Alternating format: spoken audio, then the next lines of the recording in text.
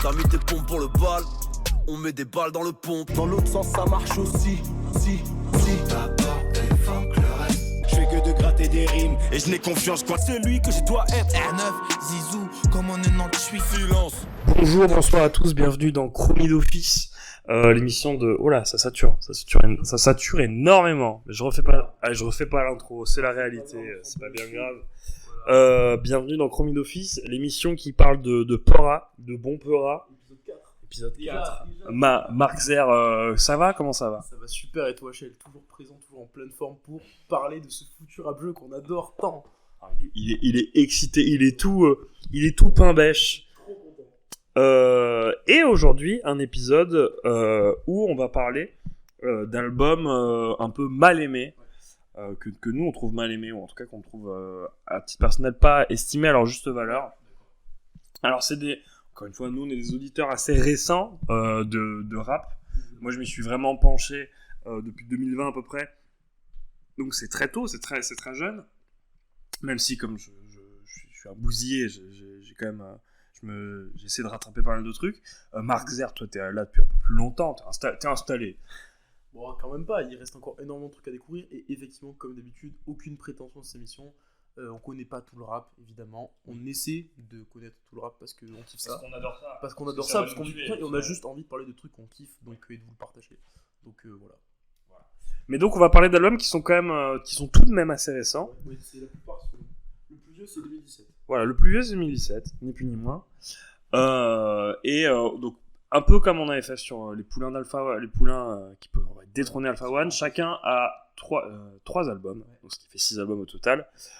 Et on commence de celui qu'on estime le moins mal aimé au plus, et on termine par le plus mal aimé. Je peux faire un petit disclaimer peut-être pour dire que nous on dit le terme de mal aimé, alors évidemment la plupart des albums c'est des albums qui ont quand même bien marché, soit au niveau commercial et même au niveau critique. Il y a peu d'albums dans la liste qui ont vraiment été des catastrophes, des gros échecs commerciaux ou critiques. C'est pas le cas, c'est juste des albums qui ont connu des avis un peu mitigés, quelques critiques, des réserves, etc. Et donc on a envie de les défendre, puis c'est des projets qui sont pas les plus appréciés dans la discographie du rappeur. Voilà, c'est ça, c'est exactement ça. Alors que nous on trouve que c'est vraiment des bons albums, et donc on va essayer de vous les défendre aujourd'hui. Ça en joue un peu à l'avocat du diable finalement. Il y a des albums où on n'est pas d'accord. Waouh, et ça va être cool. Et on va essayer de croiser le fer un peu et ça va être rigolo. Voilà. Donc c'est à moi de commencer. Et on va commencer par un album très récent puisqu'il date du 15 avril 2022. Labrador Bleu par Isha. J'ai absolument pas fait de notes. Donc moi non plus, ouais, ça va être le bordel. Isha, donc, qui est un rappeur belge, qui est un peu une espèce de pilier du rap belge, parce qu'il a eu une première partie de carrière fin 90, début 2000, qui a poursuivi jusqu'à 2009, puisqu'il sort un album en 2009, où ça marche absolument pas, parce que la Belgique, et parce que Bruxelles, et parce qu'à l'époque on dormait sur Bruxelles, et lui il était vraiment très connu à l'intérieur de Bruxelles, il était connu en Belgique, mais ça marchait pas. Il rappait sous le nom de Pacemaker. En 2017... Non, c'est 2016 le premier LVR ? Allez, ça commence les vérifications. 2017. En 2017, il voit... déjà, les mecs de Belgique et surtout les mecs de Bruxelles, c'est des gens qui sont très proches les uns des autres. Donc en fait, il voit ses potes commencer à surfer sur la vague. Il voit Bruxelles arrive, il voit Caballero et Jean Jas, il voit Hamza. Il voit tout ça, il voit qu'il y a une place à se faire. Et là, il y a un renouveau à ce niveau-là. Il prend le pseudo d'Isha, qui est son prénom. Qui est son prénom. Ouais. Donc, real name, no gimmick, finalement. Bravo. Et il arrive avec La Vie Augmente 1, qui est un projet très introspectif, très à la fois un projet de Zonar où il parle de la rue, mais où il parle de lui, sa vie, ses démons, ses peurs, parce que c'est quand même quelqu'un qui a vécu des choses assez sombres dans la vie. Il parle notamment du décès de son père qui est mort très tôt dans la vie d'Isha, qui est mort à 18 ans. Donc 2017 c'est La Vie Augmente 1. Il va faire une trilogie avec La Vie Augmente volume 2 en 2018 et finalement La Vie Augmente volume 3 en 2020, qui est très très belle, qu'on recommande, qui est sûrement peut-être ma trilogie préférée du rap français. Enfin, c'est des albums qui sont fantastiques, c'est beau de tristesse, c'est beau de poésie. Isha, avec des mots très simples, il arrive à te dire, à te faire ressentir une une espèce de violence et de tristesse très forte et très belle. C'est toujours très poétique, sans pour autant se la toucher. Et en même temps, ça rappe, parce que quand même, faut pas déconner, c'est un découpeur. Et en même temps, il y a de la mélo. Enfin, vraiment, c'est ma cam. Et pour vous dire, sur le volume 1, il n'y a qu'un seul feat, et c'est Jean Jass.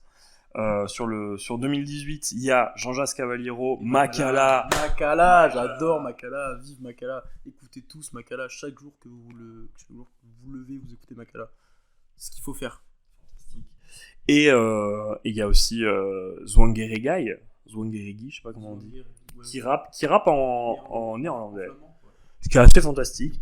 Et sur 2020, voilà, effectivement, PLK, Dinos, Green Montana et Sofiane Pamar. Parce que Green Montana, c'est quand même un pote d'Isha à la base. Et la première fois que vous avez dû entendre que vous avez dû entendre le nom Green Montana, c'est Isha qui dit attends, c'est quoi?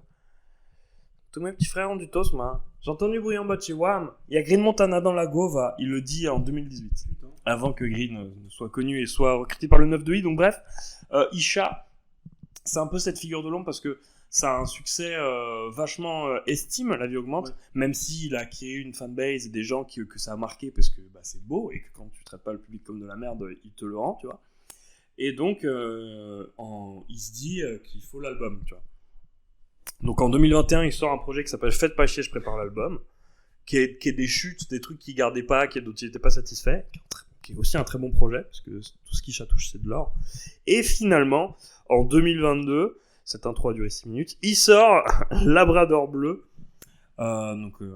qui est son premier album, et qui a malheureusement pas rencontré le succès que tout le monde lui estimait. Donc pour donner une idée, à peu près, sur La Vie Augmente volume 3, qui date de 2020, on a toutes les sur Spotify, tout est à 1000 écoutes, ou à plus de 1000 écoutes, donc c'est quand même assez reconnu.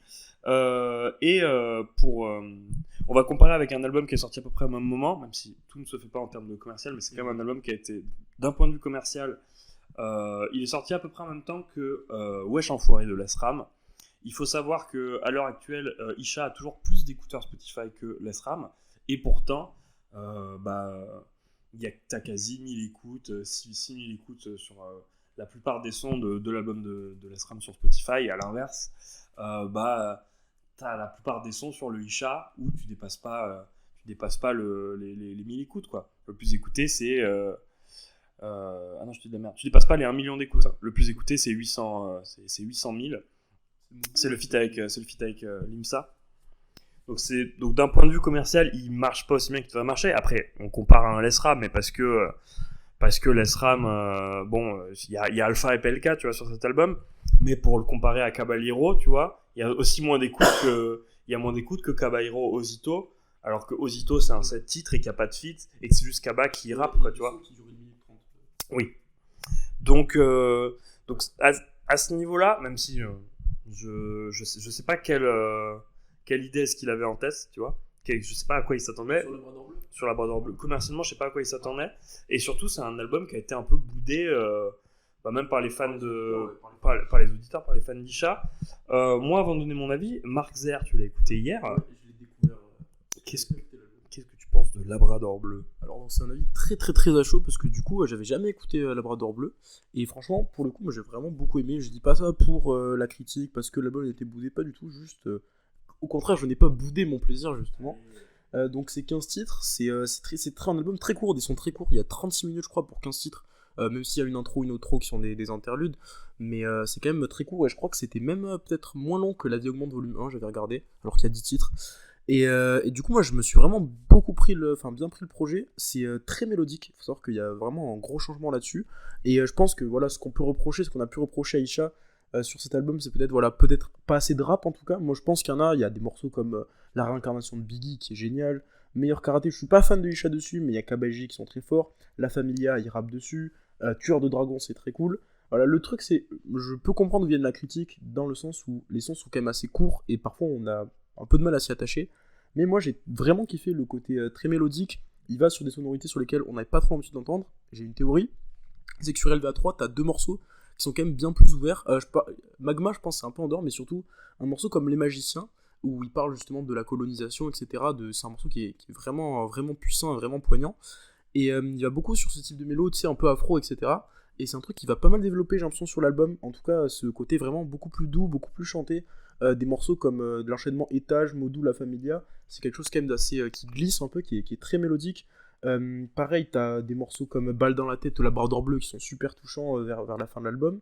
Aussi, ce qui m'a fait kiffer de ouf, c'est que sur À plat ventre, il y a Greg Montana dans les bacs et j'adore Greg Montana. Et le voir là, c'était trop cool. Au niveau des feats, le feat avec Limsa, Dolné, Modou est génial. Modou, la prod est folle. On dirait le niveau aquatique de Donkey Kong Country sur Super NES. Voilà, je peux pas dire. Enfin, c'est fantastique, c'est prodigieux, j'adore. Et Limsa Dolné, putain Dolné, il est fantastique. Tu peux reprendre. Très, très belle rêve, je l'ai pas du tout, mais très belle rêve. Mais ouais, du coup, ce que j'ai kiffé dans Modou, c'est qu'il y a vraiment une évolution. En fait, on sent que tu vois, Isha, comme il a dit, il avait fait 3 LVA et en fait, il avait commencé à faire des sons, mais il a jeté des sons parce qu'il, comme il dit, il faisait LVA 4, il faisait pas un album. Et du coup, il est parti dans une autre direction. Alors, comme d'habitude, ça kick. Comme j'ai dit, Tueur de Dragon, Royauté, tout ça. Mais voilà, moi, je trouvais qu'il y avait vraiment quelque chose de musical. Il y a énormément de producteurs que je connais peu, je l'avoue. Mais c'est très cool. Franchement, moi, je me suis vraiment pris le projet. Comme j'ai dit, voilà, Étage, c'est super cool, ça kick, tout en étant très doux. OG Gold est d'ailleurs très cool, enfin un couplet qui est cool. Modou, c'est génial, À plat ventre, même on sourit pas sur les photos, qui pour le coup, ça faisait un peu interlude, j'ai trouvé, parce qu'il rappe très peu dessus, mais c'est un son qui est énervé. Voilà, peut-être le défaut, je pense, c'est que l'album est peut-être passé sous les radars, parce que on n'a pas forcément le temps de s'y attacher, tu vois, dans le sens où les sons sont assez courts, mais moi, je vais vraiment, en tout cas, après deux écoutes, kiffer le projet, kiffer bien le projet comme il faut. Je trouve que là, voilà, la fin est super touchante. Voilà, c'est Isha qui nous parle toujours de sa vie, tu vois, de son passé, du quartier, des gens avec qui il traîne, de ses peines aussi, de la mort, parce que l'album, mais je pense qu'Achille le dira, c'est un hommage à son frère, puisque la couleur qu'il a choisie pour la pierre tombale de son frère, c'est donc la couleur Labrador bleu.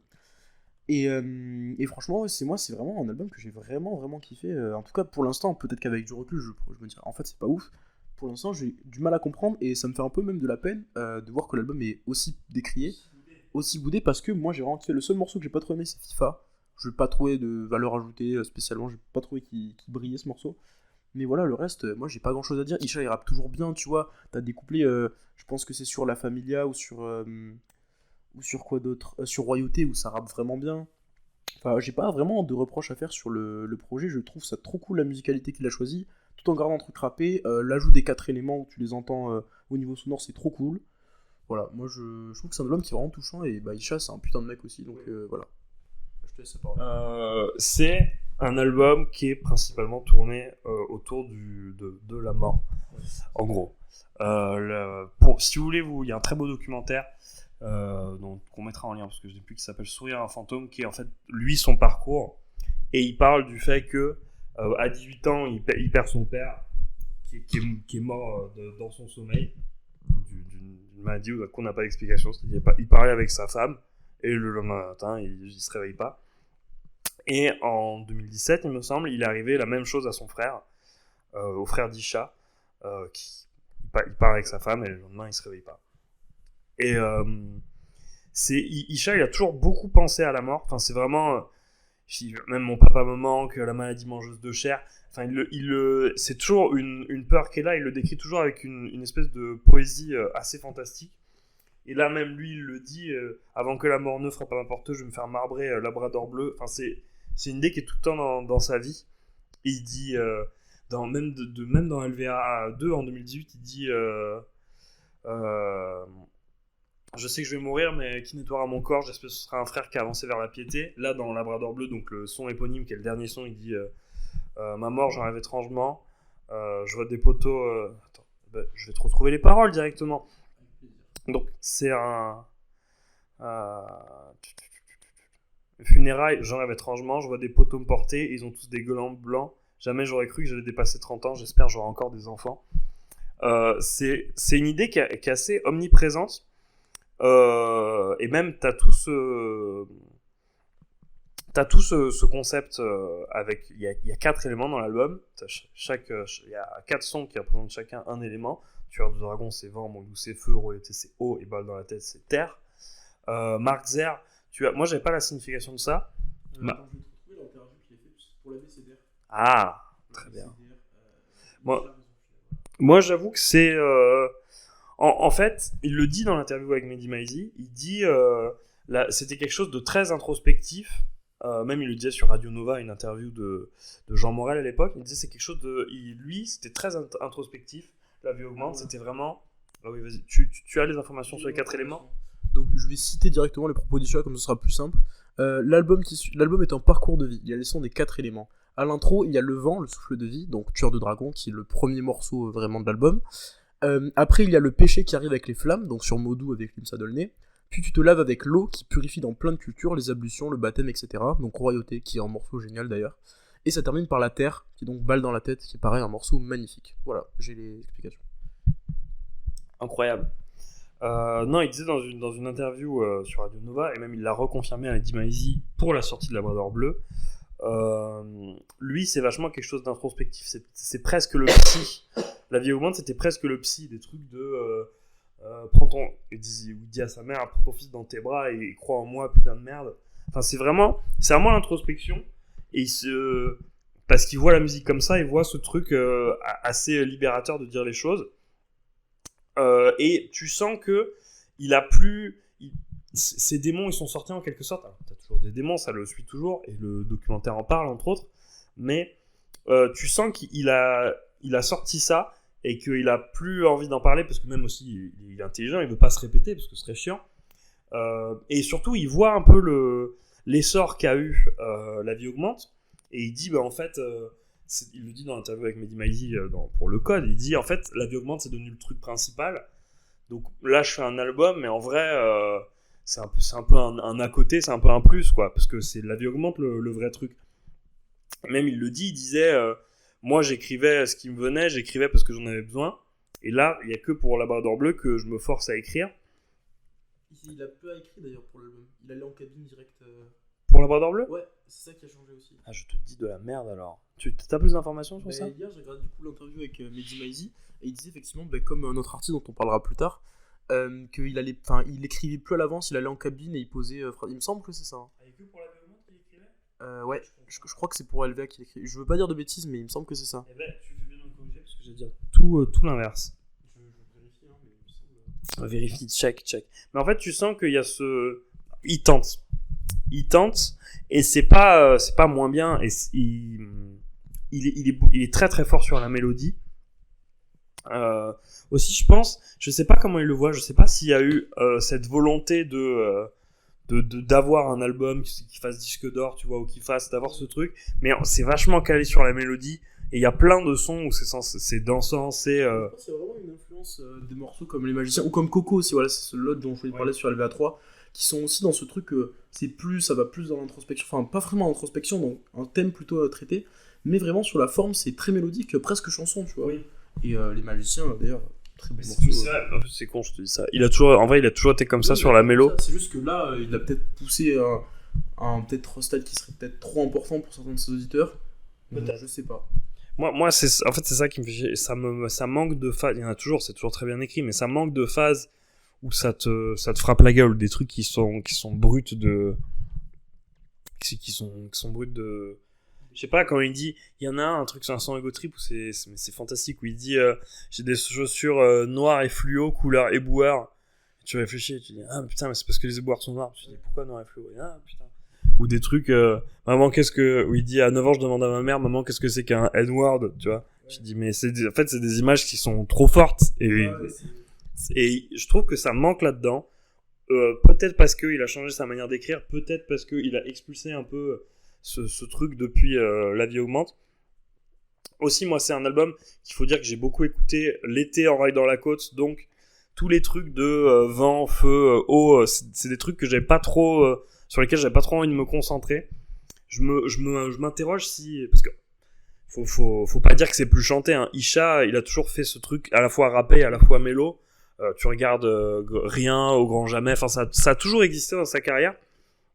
Je me demande s'il y en a pas légèrement plus, peut-être parce que il a voulu avoir ce truc un peu disque d'or et vouloir essayer d'avoir son public. peut-être juste parce qu'il a fait une grosse tournée derrière et qu'il s'est dit bah je veux une ambiance de fou sur scène, je veux pouvoir profiter et kiffer du moment quoi.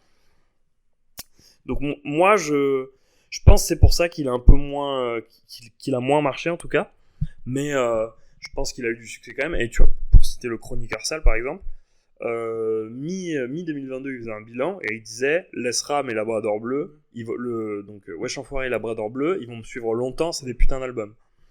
Donc ça, moi je pense que juste, c'est peut-être une musicalité qui n'était pas forcément envisagée, ou en tout cas par les fans, les fanatiques d'Isha.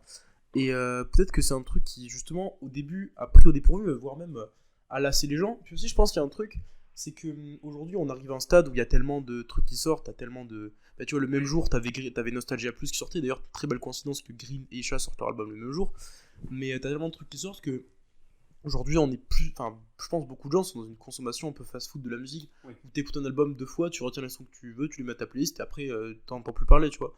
Et je pense que ça a aussi desservi Isha, tu vois, dans le sens où vu que c'est un album, je pense qu'il, peut-être pour les fans, justement les gens qui n'ont pas kiffé, parce que j'ai vu beaucoup d'avis, enfin j'ai vu quelques avis avec beaucoup de recul, tu vois, où ils disaient qu'en fait, ils s'étaient pris l'album après parce que en fait, il y avait une mélodie, il y avait une vibe qui était trop cool, et qu'en fait, c'était un bon album. C'est juste qu'on s'attendait, beaucoup de gens s'attendaient au classique du rap français après les LVA, tu vois. Alors qu'en vrai, c'est La Vie Augmente. Ouais, c'est ça. Mais c'est ça, c'est plus La Vie Augmente, et c'est génial. Je vous invite à écouter La Vie Augmente. Ouais, c'est vrai. Mais là, c'est vraiment une autre direction qu'il a prise, et je pense que c'est pour ça que ça a pris au dépourvu les gens, et que les gens ne sont pas pris... Je vais faire c'est intéressant ce que tu dis, mais c'est vrai qu'il y a ça aussi en fait. Je vais faire une comparaison flinguée. Montauban, c'est une ville sympa, mais elle souffre de sa trop grande proximité avec Toulouse. Ah, j'ai compris. Ok, voilà. Ok, ouais. Et Labrador Bleu, c'est Montauban. Ok, bravo. Et La Vie Augmente, c'est Toulouse. Bravo. Voilà. Très bien. Fort, ça. Moi, j'adore les comparaisons géographiques. Mais bon, je pense si Montauban c'était un CD, ce serait flingué. Alors que Labrador Bleu, c'est vachement bien. Ouais, c'est cool. Mais ouais, en fait, c'est un peu... Je vois ce que tu veux dire. En fait, il y avait une attente trop grosse, alors que lui, il le voit plus. Je pense qu'il a fait ce truc en s'amusant, et toujours en parlant de lui. Et ce qui... Ouais, il y a ce truc autour de La Vie Augmente qui fait que peut-être que le public en attendait trop, en fait. Ouais, c'est possible. Je pense que c'est tout simplement ça. Et même dans son changement d'écriture, et dans lui qui est... Ouais. C'est intelligent pour dire, je vais pas faire pareil. Ah, bah c'est sûr.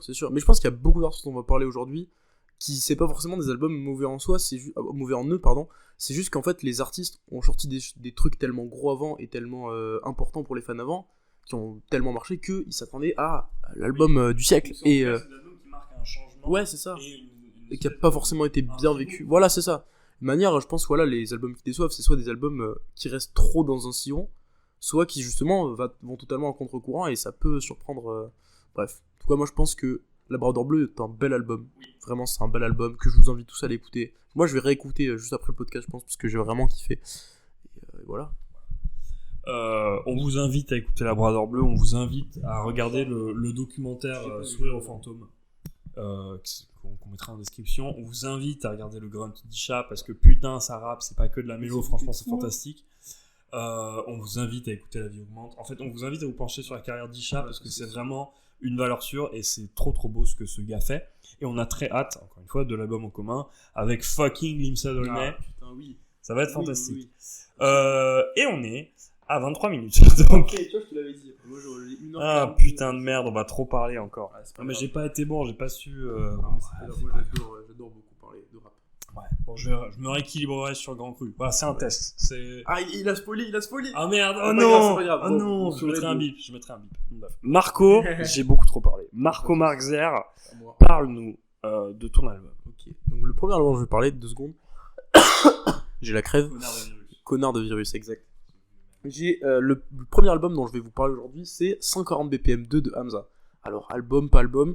Dans l'interview avec Mehdi Maizi pour Sincèrement, donc soi-disant le deuxième album d'Hamza, il considérait pas ça comme un album. Je pense que ça a quand même beaucoup de caractéristiques d'album, mais vu que ça va contre-courant de la carrière d'Hamza. Hein? Ouais, théoriquement, après, il y a beaucoup de trucs dans la carrière d'Hamza qui ressemblent à des albums, mais qui n'en sont pas, tu vois. Paradise en 2019, ouais. 1994, ça a la gueule d'un album, mais ça n'en est pas. Hein. Santa Sauce, c'est vraiment des tapes pour le coup, c'est des trucs qui sortent à Noël. Donc en gros, Hamza, si vous connaissez pas Hamza, donc Hamza, son nom Hamza Al-Farisi, si je dis pas de bêtises, c'est un rappeur belge de Bruxelles, plus précisément de quartier. Le surnom c'est Bobox, j'ai pas le nom exact du quartier, mais voilà. Donc il sort beaucoup de projets, c'est un mec qui dès le début est très très américain dans son délire, qui allie le rap, notamment la trap, beaucoup d'influences de Travis, des Migos, etc. Et à la fois quelque chose de très mélodique, de très R&B, de très mielleux, voire même de reggaeton, parce que Hamza c'est un mec qui touche à tout en fait, et il a dit dans son interview pour son dernier album en date sincèrement, que je vous invite à écouter parce que c'est un putain d'album, il dit que lui il veut être reconnu, pas forcément en tant que rappeur, mais en tant qu'artiste général, qui fait de la musique, tu vois, qui fait de la putain de musique. Et donc, on sait pas trop, voilà, sur Origin, j'ai marqué que c'est le deuxième album studio de Hamza. Moi, je le considère un peu comme un album, c'est juste que, vu que ça opère en tournant, comme je vais vous l'expliquer, je comprends pourquoi il dit que c'est pas un album. Donc, en gros, il a sorti beaucoup de projets dans sa carrière, donc son premier projet c'est en 2013, Recto Verso. Donc, entre-temps, t'as eu des trucs H24, Zombie Life, qui étaient, voilà, vraiment, c'est très américain Hamza dès le début. Et t'as eu, parfois, des projets qui sortaient complètement du lot. T'avais New Casanova en 2016, qui est donc un EP qui est vraiment très très dansant, un peu voilà des sonorités un peu jamaïcaines, un peu dancehall, un peu reggaeton, et qui est trop cool. Il y a Eldorado dessus, qui est un des meilleurs sons d'Hamza, qui est trop bien. Et donc voilà, ça lui arrive Hamza de sortir sa zone de confort et d'aller vraiment par les sonorités touche à tout. En 2017 sera un peu son classique pour beaucoup de fans. Pour moi c'est pas son classique, mais je trouve que c'est un très bon projet, 1994, où c'est vraiment ce mix parfait entre trap, R&B, c'est trop bien. Il a une voix d'ange, il maîtrise trop bien l'autotune, il a trop de classe, trop d'attitude, bref. 2019 sort son premier album Paradise, pareil, c'est la même chose, mais pour moi... Attends, il enchaîne Paradise et Santa Sauce ouais, la même année il sort Paradise, la réédition de Paradise et Santa Sauce 2 à Noël, c'est une année très productive. 2019, vraie année pour le Big H. Et donc Paradise, moi je trouve que c'est mon album préféré d'Hamza, c'est un album qui est génial, où pareil c'est la même recette mais poussé encore plus loin. T'as un peu une ambiance aquatique comme on peut voir sur la cover. T'as des feats de fou, il y en a pas beaucoup, il y a SCH, Aya Nakamura et Christian the Queen, Sox Puccino et 13 blocs sur la réédition. A.Chal. Ouais, A.Chal. Je connais très peu, mais voilà. C'est moi en fait, c'est parce que oh, c'est vrai, parce que j'écoute pas les rééditions. Voilà, je suis désolé, je suis un gros connard de merde.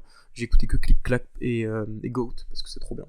Bref, du coup Paradise, il est vraiment de cette formule en mix entre trap et R&B. Et en 2020, par un doux matin de mai, donc je crois qu'on était plus en confinement, il me semble que c'était le 27, enfin c'était vers la fin de mai. C'est le 5 février 2021. Je parle du 1, moi je vais parler du 1 d'abord. Il sort de nulle part un EP de 3 titres qui s'appelle 140 BPM, et en fait c'est de la drill. Voilà, 27 mai, 3 titres de drill, full drill, donc la drill qui commence à s'exporter de plus en plus. Vraiment c'est là où on rentre dans la phase où la drill va devenir un peu le courant majoritaire du rap en France. Viral, vraiment viral. Ouais, Drill 19, ça vient juste avant, après la mort de Pop Smoke. Je sais pas quel jour exactement est mort Pop Smoke, mais c'est pile dans le moment où Pop Smoke cartonne et où, donc voilà, ça va s'importer en France. Donc il y a 3 morceaux, Netflix, Any Pop et Nobu. C'est un super EP. Moi au départ, le 19 février, donc c'est bien après, c'est 3 mois après la mort de Pop Smoke. Donc la drill commence vraiment à devenir virale de fou. Et est sorti Welcome to the Party. Alors, attends, je vais checker Welcome to the Party. Welcome to the Party, très bon morceau.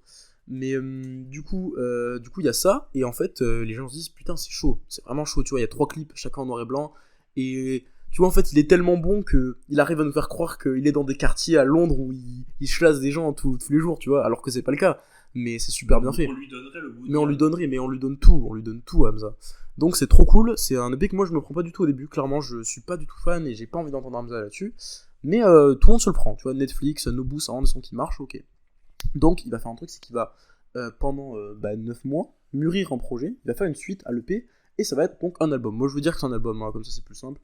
13 titres, 140 BPM 2, sorti le 5 février 2021, donc en début d'année 2021. Donc il y a 13 titres, il y a des feats avec Z, avec Gazo, Guy de Besbar, Caris et un rappeur anglais, Eddie One, donc un driller anglais. Et donc voilà, c'est la suite de 140 BPM, c'est 13 titres de drill. Moi, au début, première fois que ça sort, pareil, je me le prends pas à la première écoute. Des sons que je trouve cool, Réel avec Z, je trouve ça cool, Kiki, je trouve ça cool, Torino, c'est un gros banger bien sombre, je trouve ça trop cool. Mais dans l'ensemble, Gang Activity, j'aime bien aussi. Dans l'ensemble, je sais pas, j'ai pas envie d'entrer Hamza là-dessus en fait, tu vois, pour moi Hamza c'est un mec qui fait de la mélo, je veux bien entendre de zouker des femmes pendant 18 titres, mais entendre parler de chasser des ennemis, c'est un truc que, je sais pas, j'accroche pas. Puis je réécoute l'album, en fait je me dis putain c'est trop lourd, ce bâtard il a réussi à faire de la drill et à en faire trop bien, tu vois. Et là tu te dis que vraiment Hamza c'est un mec qui touche à tout. Donc l'album est un peu mal aimé, c'est pas un album très mal aimé, hein. C'est juste qu'il a beaucoup moins vendu déjà en première semaine que les autres projets d'Hamza. Bon après sincèrement c'est vraiment notre niveau, mais il avait moins vendu que Paradise, tu vois déjà. Et c'est un album voilà, qui va dans une direction, c'est 13 titres, c'est que de la drill, vraiment c'est que de la drill. Et il n'y a pas vraiment de variation. Et donc il va vraiment à fond dans ce style, et c'est pour ça aussi que ça a déçu, parce que les gens se sont dit, ah merde, la drill a tué Hamza, tu vois, a tué le Hamza qu'on aime, le Hamza qui fait... Ils confondent avec Frisk Orleans. De quoi? Ah oui, ouais, je suis d'accord, mais bon, on va pas cracher sur ce bon vieux Freeze. Du coup, les gens se disent, la drill a tué Hamza, où est passé notre Hamza? Et finalement, on va voir qu'il va revenir en forme comme jamais sur Sincèrement pour zouker, pour rapper, pour faire tout ce qu'il fait faire. Donc voilà. Donc le truc, moi je pense que le projet il est mal reçu aussi parce que Hamza il est en stade de popularité où il commence à devenir quand même bien connu, et ça fait bizarre, tu vois, de voir un mec aussi connu aller autant en contre-courant de ce qu'il fait d'habitude. Parce que même s'il fait de la trap qui est quand même vachement inspiré par du coup les US, Travis, les Migos, tout ça, et ben là, justement, il fonce dans la drill, et c'est quand même un genre qui est assez extrême, tu vois, ça va vite. L'album s'appelle 140 BPM, et ça fait bizarre, tu vois, ça fait bizarre de voir un artiste comme ça aller autant en contre-courant, alors comme j'ai dit, c'est un truc en fait qui est un peu logique dans sa carrière si tu regardes bien, puisque il fait des projets comme New Casanova, en fait il fait ce qu'il a envie, quoi. C'est un mec, il a dit, moi je me fais kiffer, tu vois, en faisant de la musique, et s'il a envie de faire de la drill, il fait de la drill, tu vois, c'est sa parenthèse, c'est une époque pour lui, c'est cool. Donc je vais parler de l'album en plus en détail, donc il y a 13 titres, et en fait, moi je trouve vraiment le tour de force de l'album, c'est d'arriver à pas être chiant, tu vois, parce que 13 titres de drill, ça peut être chiant, vraiment. Et en fait, au niveau des prods, ben en fait, t'as toujours les meilleurs producteurs, quoi. Hamza, il produit, t'as Ponko, t'as surtout Nico Bellagio, Lou Cody aussi, qui a un grand rôle sur l'album, Pierre Harry, pareil. Donc c'est des mecs, quand même, qui maîtrisent ça. Au niveau des feats, t'as Z, qui est trop fort, le premier extrait réel, c'est Zinzin avec le clip en noir et blanc, c'est ça qui fait un peu penser à CLS de Kekra, d'ailleurs, mais qui est trop bien, trop bien. T'as le feat avec Gazouille de Besbar, qui, c'est vraiment un son d'ambiance, où tu kiffes. Bon, le feat avec Caris, c'est assez terrible. Non mais c'est terrible de voir Double Rotor qui perd ses moyens, vraiment c'est terrible de dire que c'est totalement son shit, son type d'instru, et il perd totalement ses moyens. Je sais pas ce qui lui arrive, cette époque c'était un peu la galère pour lui, mais bref. Et en fait tu vois, ce qui est cool c'est que d'un côté des sons vraiment sombres en mode un peu de la drill, pas forcément émotive non plus, mais c'est quelque chose de sombre sans être dans l'ego trip, dans la vulgarisation, mais dans le sens, tu vois, un peu la trahison. Je pense vraiment, en fait, je parle de Fake Friends, clairement. Fake Friends qui est son préféré du projet, où c'est vraiment quelque chose de très gris. L'album est gris en général, hein, mais très gris, très trahison, un peu plus lent, tu vois. C'est trop cool. T'as un feat avec un anglais, Dantel, t'as Réel qui est génial, Kiki qui est un banger sans nom, Torino pour moi c'est fou, Spider c'est pareil. En fait c'est un album, voilà, c'est toujours le même style, mais pourtant t'as Hamza qui va te le sublimer par ses flows, par son aisance au micro, par sa capacité de rapper. T'as Jalousie qui va dans la mélodie à fond. Gang Activity c'est pareil, tu vois, une fin d'album plus mélancolique et tout. Bref, c'est un album que j'aime beaucoup. J'aimerais bien savoir ton avis sur l'album Machel, puisque tu l'as découvert aussi très récemment. Il y a quelques heures, voilà. Il y a quelques heures, mais c'est cool de se faire découvrir des albums aussi dans ce podcast, donc je suis curieux de connaître ton avis. Alors sur 140 BPM, alors attends, il faut que je vais me mettre sur le Genius parce que j'ai plus les sons. Moi dans l'auditorat, dans Hamza, je le découvre sur Ma Nouvelle Drogue avec Cavaliero et Jean Jass. Bae le son. Bae, oui, pardon. J'oublie toujours. Alors, attends, BPM, parfait. Moi je le découvre là, je sais qu'il est fort dans la mélo, mais à ce moment-là je suis... Ici, parfait. À ce moment-là, je suis un baiser d'Alphaman, donc je suis un peu impatient. Non, mais ça m'intéresse pas, les gens qui chantonnent et tout. Donc j'ai un peu dormi sur Hamza. Clairement, je le découvre bien avec Fade Up en 2022, et j'écoute sincèrement. Il y a une semaine, même pas. Sincèrement, je l'ai découvert il y a une semaine. C'est vachement bien, sincèrement. C'est trop bien. C'est son deuxième album. Ouais, du coup, 3ème, 2ème. Quel âge il a, Hamza? Je crois qu'il va fêter ses 30 ans, ou il vient de les fêter. Non, il va fêter ça. Oh, il a même pas 30 ans, non, il a même pas 29. Il a 28. Comme il est prolifique, ce jeune. 28 ans, c'est fort. Ce jeune avec du style, ce jeune soin. Parfait. Non, mais j'aime bien, moi. Vraiment, j'ai pas beaucoup de choses à dire. J'aime beaucoup l'énergie qu'il y a dans le feat Gazo Guide Besbar. J'aime beaucoup l'énergie qu'il peut proposer. Je le trouve très bien dessus. Je trouve très quinri dans le... Moi, bon, je l'ai écouté il y a quelques heures, donc j'ai vraiment... j'ai pas grand chose à dire, je le trouve très bien. Effectivement, le couplet de Carrie, c'est un naufrage. Mais non, je le trouve très à l'aise là-dessus. Et puis c'est fou, c'est assez beau comme il peut se balader sur la mélodie comme ça. Voilà, je n'ai pas grand chose de plus à ajouter, sincèrement. C'est un très bon album. Voilà. Je suis plutôt d'accord avec toi. Voilà, moi je pense qu'il a déçu parce qu'il va beaucoup à contre-courant. Après, quand je dis déçu, voilà, tout est relatif. Hein. Vraiment, c'est un album qui a su trouver son public et qui a su justement parler à des mecs qui n'écoutaient pas forcément, tu vois, comme il disait dans l'interview avec Mehdi Maizi. Niska, il connaissait Hamza, tu vois, mais il s'est vraiment pris avec Netflix. Bon, Netflix, c'est sur le 1, c'est sur le P, donc voilà, mais c'est dans la même vibe, tu vois. Et en fait, avec cet album, il a aussi, je pense, su ramener un nouveau public qui serait vraiment pas forcément friand des sons comme d'Alex Love Therapy, comme Live, peut-être, même si Live, tout le monde aime Live, c'est impossible de pas aimer Live. Mais des sons comme Juste une minute, tu vois, c'est trop bien, comme Vibes, etc.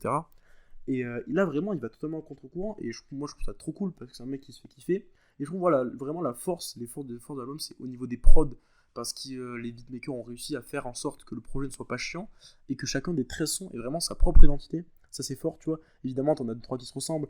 Là, vers la fin de l'album, quand t'enchaînes Spider, AMG Technology, etc. Mais c'est toujours des sons cool. Vraiment, c'est toujours des sons cool. Hamza, il a 8000 flows et puis il a une aisance. Il a vraiment une aisance sur la prod, sur les prods que je trouve trop cool. Ouais, c'est vraiment Kenry à fond.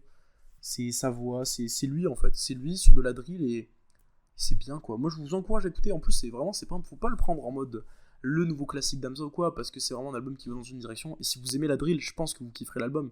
Moi j'étais pas un énorme consommateur de drill et je me suis vraiment pris l'album. Et voilà, je pense que ça peut vraiment parler à beaucoup de monde. C'est un projet qui est sympa à écouter. Voilà, j'ai pas grand chose à rajouter dessus. Je trouve ça vraiment un bon album. Et un de mes projets préférés de 2021, clairement. Je pensais qu'on allait faire que 1h20, on est déjà à 36 minutes. Parfait. Putain, sérieusement. Ouais, moi je n'étais pas sûr. Moi je me suis dit, chill. Putain. Grand cru d'In Barbigo. Donc jusque-là, on était sur. Il a pas fait or Hamza avec son 40 BPM2. Il y a peut-être moyen. J'ai regardé, je crois qu'il a pas fait or.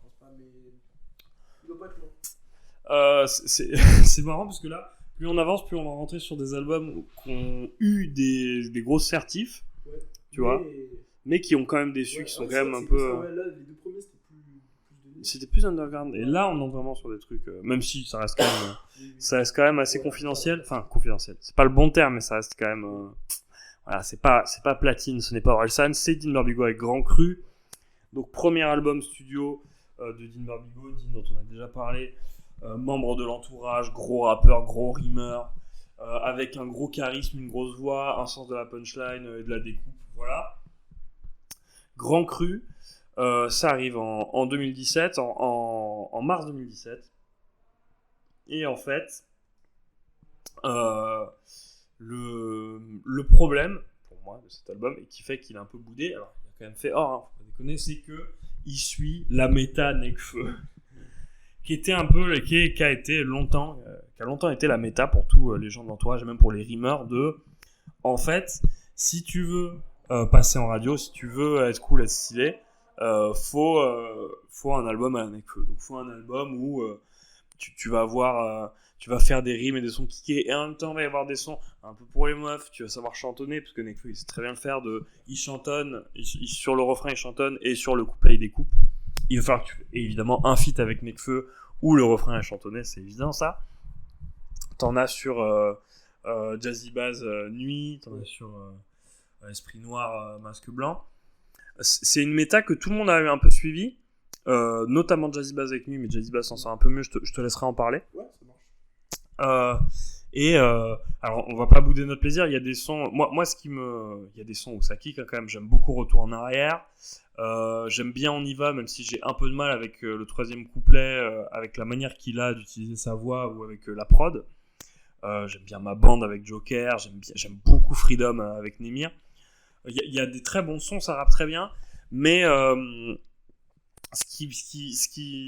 d'une part il y a ce côté de faire une Nekfeu qui m'emmerde.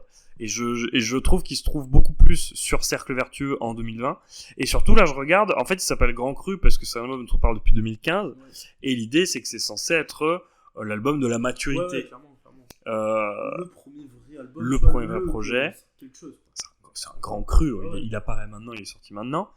Et il arrive. C'est un beau nom de projet, Grand Cru. Oui, et la pochette est très très belle. Sur la pochette, il y a une cabine téléphonique parce que Din Barbigo. Alors. Je vais en parler maintenant. Din, son premier nom de rappeur, c'était Ahmad Din. Voilà. Il a gardé que Din et il a mis un deuxième nom à la suite, Burbigo. Bur pour arabe, Bigo pour téléphone. Donc c'est Din téléphone arabe. Voilà, ce qui est stylé. Burbigo, je trouve ça fait très quinri et en même temps c'est cette espèce d'argot arabo-franchouillard. Moi j'aime bien Burbigo, ça c'est fantastique. Et cette cabine téléphonique sous la pluie. Enfin bref, une pochette qui est fantastique. Ouais, très belle. Coria, ça. Oui, c'est Coria qui l'a fait. Il y a un making of disponible sur Dailymotion. Grand Cru et Deo Favente quand même en 2017. Oui, ça va. Ah, c'est Coria Deo Favente. Waouh. Il a fait les 3 premiers albums d'SCH. Et après, je crois que c'est tous fifou. Et d'ailleurs, je trouve que celles de Coria sont vraiment folles. Là, les 3 Acet Anarchy Deo Favente. Si, j'ai juste dit que celle de Coria était folle. Ah, je crois que t'aimes pas Fifou. Non, il y a un clash. En vrai, celle de Julius 1 et 2, je les trouve très belles. Rooftop, je suis un peu moins fan. Et Autobahn, je suis vraiment pas fan. Mais je suis pas sûr qu'Autobahn soit Fifou. Julius 2, c'est beau. Julius 2, mais j'ai dit Julius 1 et 2, je les trouve très belles. Rooftop, je suis moins fan. Une photo que j'ai vu longtemps en fond d'écran avec le S et t'as un bateau derrière, t'as un paysage de zinz. Elle est très belle. Hein. On s'éparpille. Ouais. Non, ce qui m'emmerde, c'est que la méta Nekfeu, qui est vraiment, en fait, Nekfeu, oui, il est à l'aise dedans et Nekfeu, c'est cool et tout, mais c'est pas ce que je veux pour Dean Barbigo, c'est pas non plus ce que je veux pour un Jazzy Bass. Et je trouve qu'il se trouve beaucoup mieux sur Cercle Vertueux, où Cercle Vertueux, ça découpe et en même temps, il y a des prods très chill, il y a Nemir et tout. Je préfère, même s'il est fort pour chantonner ou pour trouver des bons refrains. Ouais, mais je préfère quand il fait Mansa Moussa, qui fait un peu de ces bangers un peu trap, dans lesquels on se pète les tibias à son concert au bikini. Mais non, je préfère quand il fait venir. Moi, je préfère vraiment quand ça découpe, d'une part, et d'autre part, c'est vendu comme un album de la maturité, mais au contraire, je le trouve pas. Je le trouve justement en manque de maturité et même en manque de savoir-faire sur quoi. Par rapport au morceau, savoir-faire. Entre autres, c'est une. Oh là là, c'est beau, je suis Nekfeu. Non, mais sur le traitement de la voix, en fait, c'est un peu une carte de visite où j'ai l'impression qu'il tente pas mal de trucs. Enfin, tu sais, sa voix sur on y va, c'est vraiment, il force beaucoup dessus. Même sur juste ici. La gamin. Oui, la gamin, pardon, je confonds. Et il y a des trucs où, au contraire, il va beaucoup plus l'aplanir. Ouais. Enfin, en fait, je trouve que il se gère beaucoup mieux sur Cercle Vertueux. Là, je trouve que c'est brouillon, c'est pas le bon mot, mais c'est plus hasardeux à certains endroits. Et il y a des prods que bon, voilà, il y a des prods que je peux pas, que j'ai du mal à blairer, quoi. On y va, j'aime pas trop, moi. Ah ouais. Ouais, même coupe le son, je trouve que coupe le son encore ça va. C'est Varnish qui fait du Varnish et à l'époque c'est peut-être un peu moins facile d'accès. Oui, c'est vrai. Non mais coupe le son encore ça va, mais je sais pas, la gamin. Ouais. Alors que pourtant ça rappe de ouf, mais la gamin. D'accord que c'est une prod qui a un peu. Il y a un côté un peu électro. Encore une fois, Nekfeu. Non mais sur Feu ou sur Cyborg, il a son ambiance, il a son. Parce que c'est Hologramlo qui produit. Non, c'est qui fait. Nekfeu, ça dépend. Il y avait beaucoup de Diaby. Sur Feu, je crois qu'il y a beaucoup de producteurs. Sur Cyborg, il y a Lubensky, Diaby qui sont beaucoup présents. Et après, ouais, Hologramlo qui fait pas mal de l'ossature. Ça veut beaucoup reproduire les prods un peu. Les prods un peu de Feu. Ouais. Tu vois, il y a, je sais pas, les prods de Princesse, les prods de Madope. Il y a quand même sur Grand Cru quelques prods atmosphériques un peu, genre Me Réveiller, genre Ma Bande. Même KO, ouais, l'enchaînement, là, Me Réveiller, KO, Ma Bande, en termes de prod, ça fait très atmosphérique, très nuit. J'aime beaucoup. Ouais, j'aime beaucoup. Même Faut pas t'en faire. Oui, d'ailleurs, je tiens à préciser sur les prods. Moi, ça, je trouve pratiquement, enfin, à part les 2-3 qu'on a cités, très bien au niveau des prods. Et je veux juste, gros shout-out à Enzo, qui en plus vient de chez moi, vient de Perpignan. Enzo qui produit pas mal de, je pense, au moins un tiers de l'album. Tous les sons, il y a des... Ouais, un tiers de l'album. Il produit le son, il y a non, mais il produit l'intro aussi, il produit Me Réveiller, il produit beaucoup il produit KO, il produit Me Réveiller, KO, Retour en arrière. Vraiment beaucoup de. Tu rêves aussi, c'est lui. Vraiment, il produit beaucoup sur l'album et vraiment gros shout-out à Enzo parce que je trouve que c'est un régal, vraiment un régal. Toutes les prods de Enzo sont réussies et ça, mais vraiment, je trouve que j'aimerais bien un album. Tu vois, si Grand Cru avait été fait uniquement avec des prods de Enzo, ça aurait peut-être été. Peut-être un peu trop uniforme, et c'est cool qu'il varie, mais je trouve trouver un Me Réveiller. Moi, les voix sur Me Réveiller, c'est fou. C'est fou. Mais je trouve trop cool les prods d'Enzo. Et ce que j'ai, et tu rêves, Fit Nekfeu, c'est le pire. Enfin, non mais merde, Dean, on dirait le couplet de Dean, on dirait un son de youtubeur. Enfin, mais vraiment, je trouve ça manque de tout en fait, ça manque. Et alors qu'il y a des gars qui font des feats avec Nekfeu parce que c'était à mode de faire des feats avec Nekfeu, genre Jazzy Bass. Ouais. Toi, t'aimes pas, il me semble que t'aimes pas. Éternité, je me fais chier. Je me fais un peu chier sur l'éternité. J'ai l'impression qu'ils veulent faire les poètes maudits pour faire les poètes. J'ai l'impression qu'ils forcent un peu cette image, c'est pas ce qui me plaît le plus. Ok. Moi j'aime bien. Moi je trouve que c'est mieux fait. Je comprends. Et tu rêves, j'aime moins. En fait, c'est ça qui me pose problème.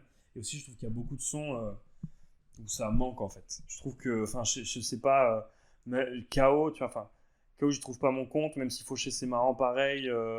Tu vois, même Fils de riche, c'est pas même Rêve d'ado. En fait, pour un album qui se veut la maturité, ça manque justement de maturité et de savoir-faire. Et pour moi, Cercle Vertueux, c'est vraiment plus son. En fait, il y a ce truc de vision sur le rap, il y a ce truc de rap de tonton et de gros découpeurs. Je me suis pas rendu compte. Il a 36 balais, Dean. 36 balais. Ouais, il est né en 87. Putain. Merde alors. Il est né en 87. Merde alors. En 2027, il va avoir 40 ans. Ah merde. Waouh, c'est longtemps. Ouais, mais quand même. Non, il a 35 exactement, il a 35. Ah bon? Juillet, ouais, c'est juillet. Ah, j'ai mal compté alors. Ah, il a 35. Tout va bien. Je pensais pas. Hein. Ouais, moi non plus. Il était un peu plus jeune. Il a le même âge que Limsa Dolnay du coup. Ouais, et que Isha. Ouais. Ah putain, il a le même âge qu'Isha. D'où Dean a le même âge qu'Isha. Ouais, et je crois qu'il. C'est plus ouf. grand, mais ouais. Putain, Putain. merde. Bref.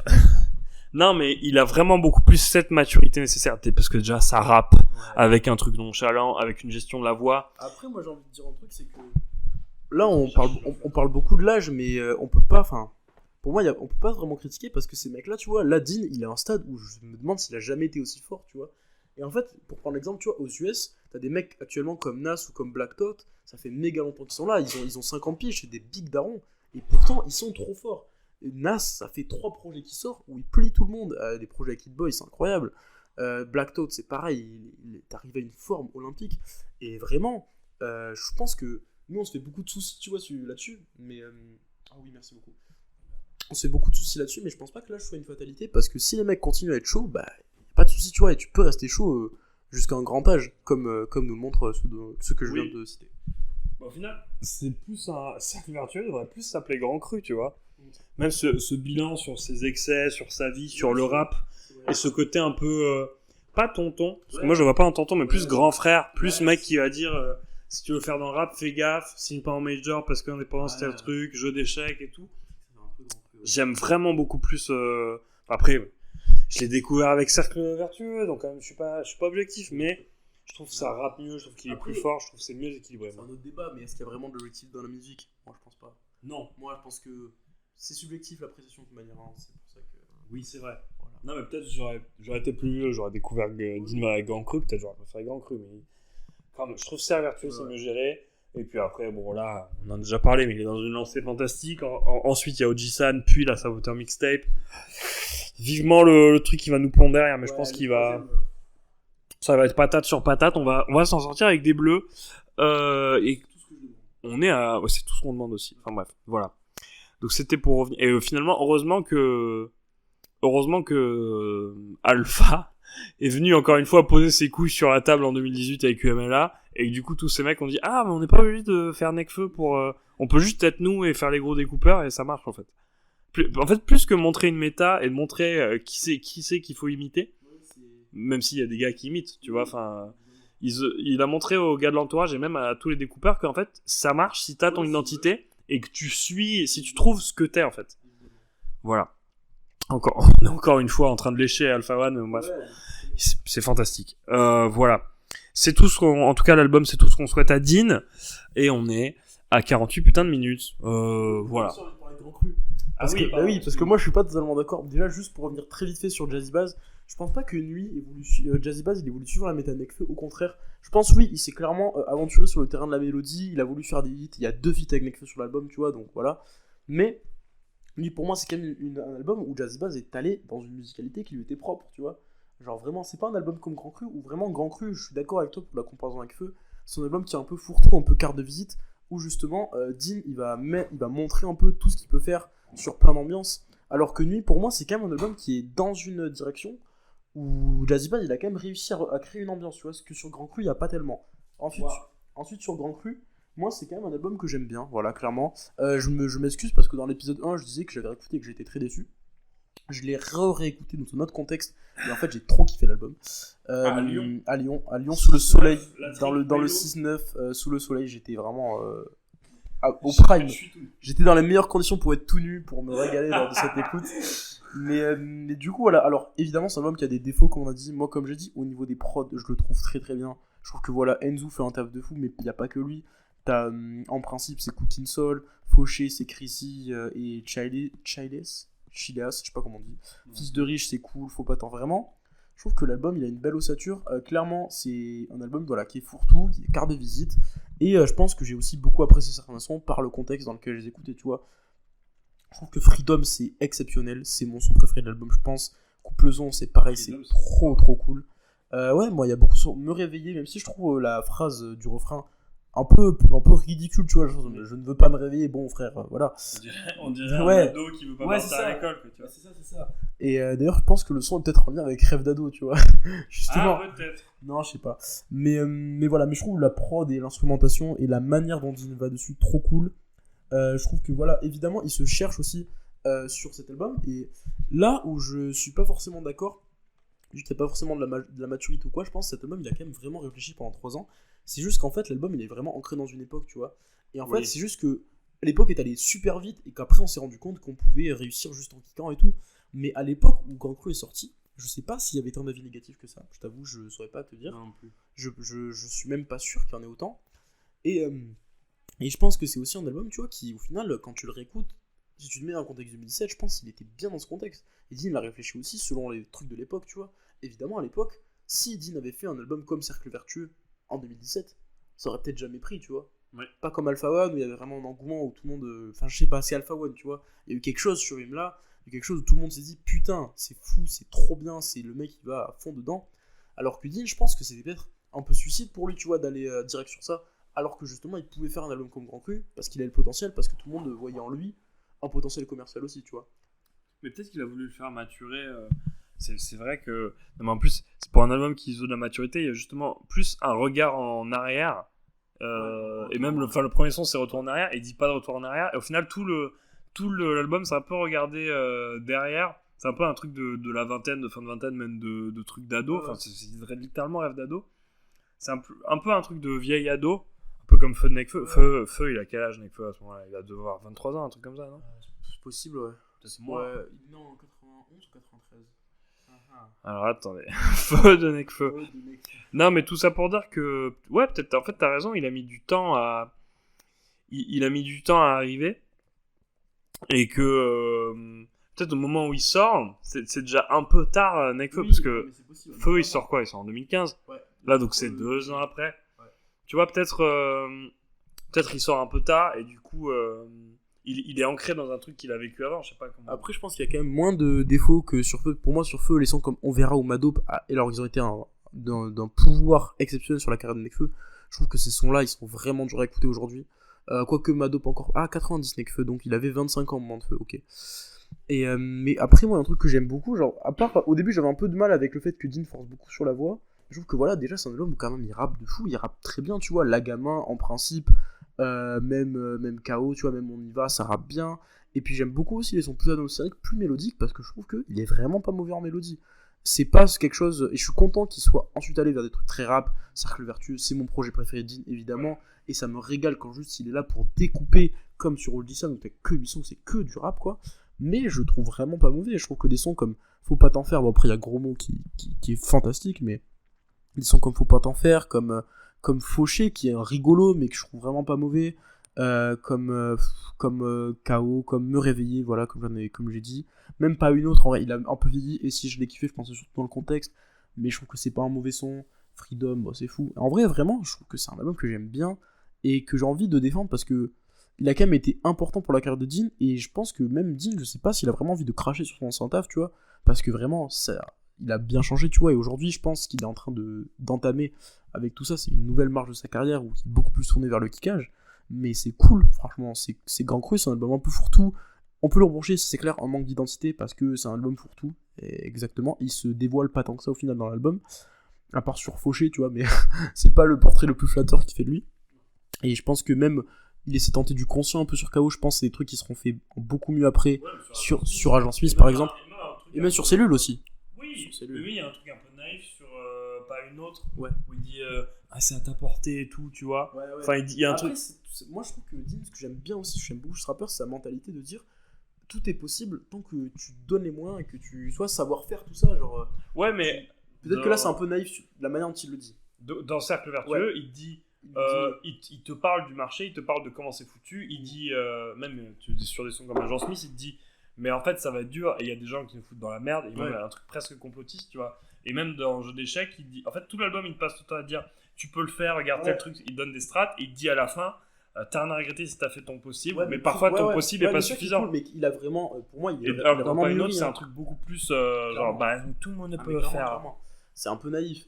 Et je pense qu'il a aussi beaucoup mûri sur Cercle Vertueux et tout. Oui. Et moi, je préfère évidemment ce je trouve que voilà, Cancru, c'est pas un album sur lequel il faut cracher, sur lequel il faut en penser comme un album vraiment mauvais ou quoi, parce que c'est vraiment pas le cas. C'est juste, voilà, fourre-tout, un peu un manque d'identité, mais c'est trop cool, tu vois. Il y a des bons feats, Mais il y des a bonnes quand même prods. une ambiance sur les Ouais, prods. c'est ça, Dean ira bien, il est pas mauvais sur les mélodies, je trouve que c'est quand même un bon album qui s'écoute bien. Oui. Marco, c'est moi.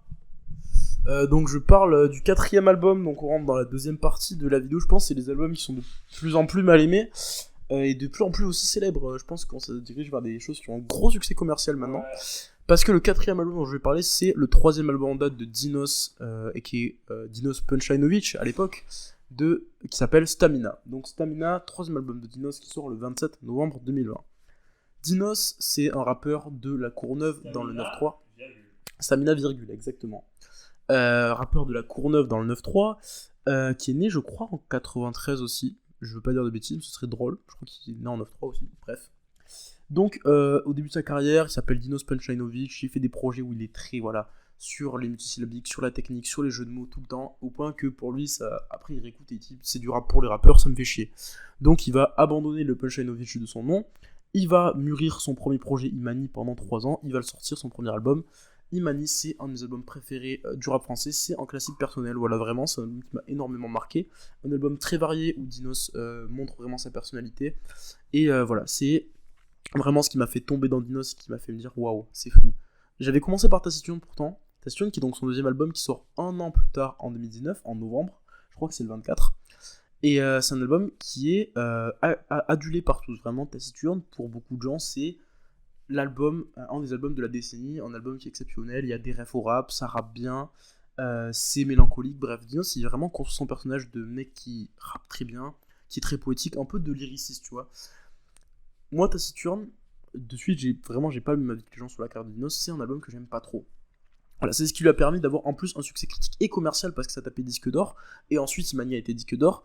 Mais voilà, Taciturne, c'est un album que j'aime pas trop parce qu'en fait, la musicalité qu'il y a dans Taciturne, donc c'est quelque chose de très mélancolique, qui va beaucoup, donc t'as des sons comme No Love, comme Quand les Cailles pris, bon, quand les Cailles pris, je trouve ça génial, comme Arrobase, en fait, il y a beaucoup de sons, voilà, dans ces teintes très mélancoliques, et j'avoue que j'adore le début de l'album Taciturne, les 4 premiers sons, je les trouve vraiment exceptionnels. Et le reste, voilà, je suis moins fan. Clairement, il y a des morceaux que je trouve bien, genre Adeola Interlude, genre Quand les Cailles pris. Mais en fait, il n'y a rien qui me met vraiment de grosses claques, tu vois. La plupart, c'est des morceaux que j'aime bien. Si je regarde Arrobase, j'aime bien.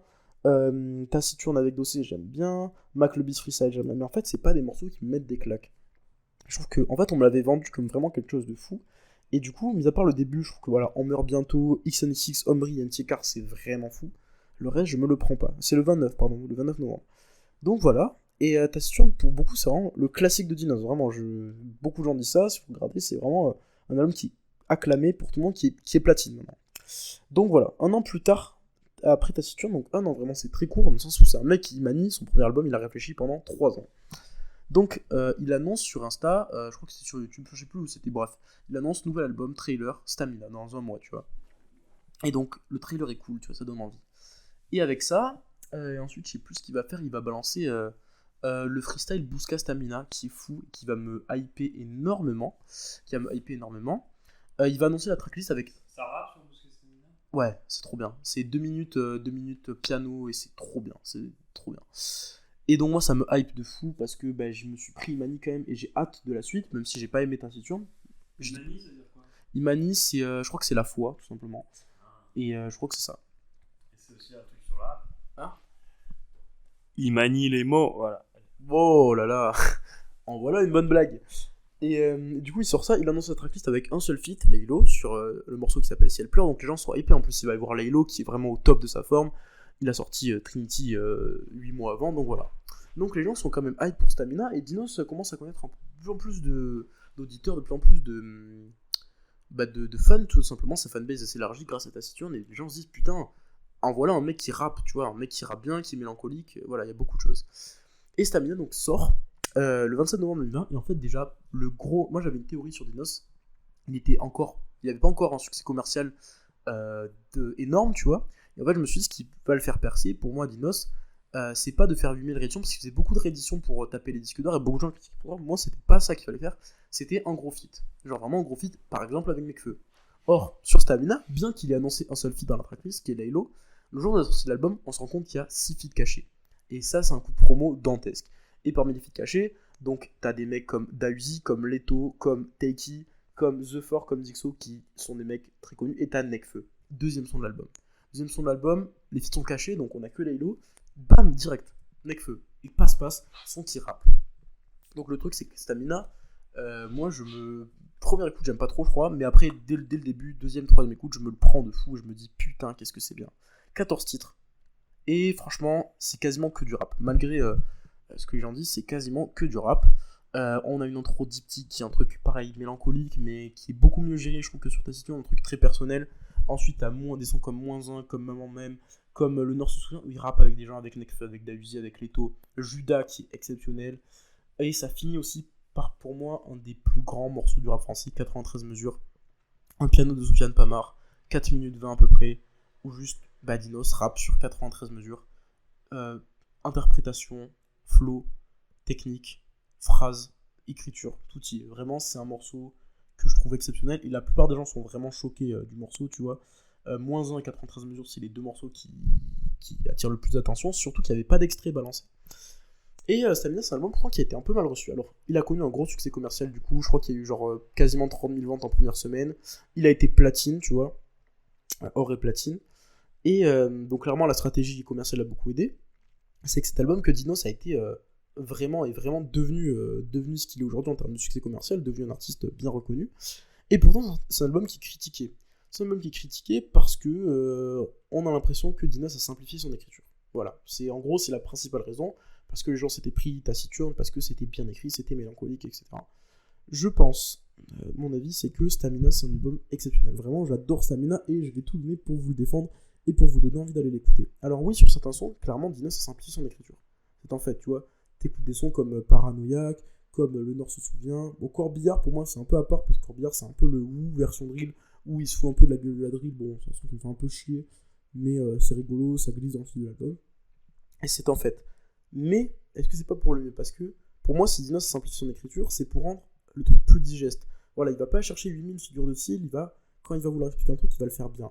Pour moi, il y a deux morceaux, au niveau de la mélancolie, je trouve que c'est beaucoup mieux géré aussi. Des sons comme Prends soin de toi, où c'est kické, tout en étant mélancolique et en ayant la haine, tu vois, c'est trop bien, je trouve.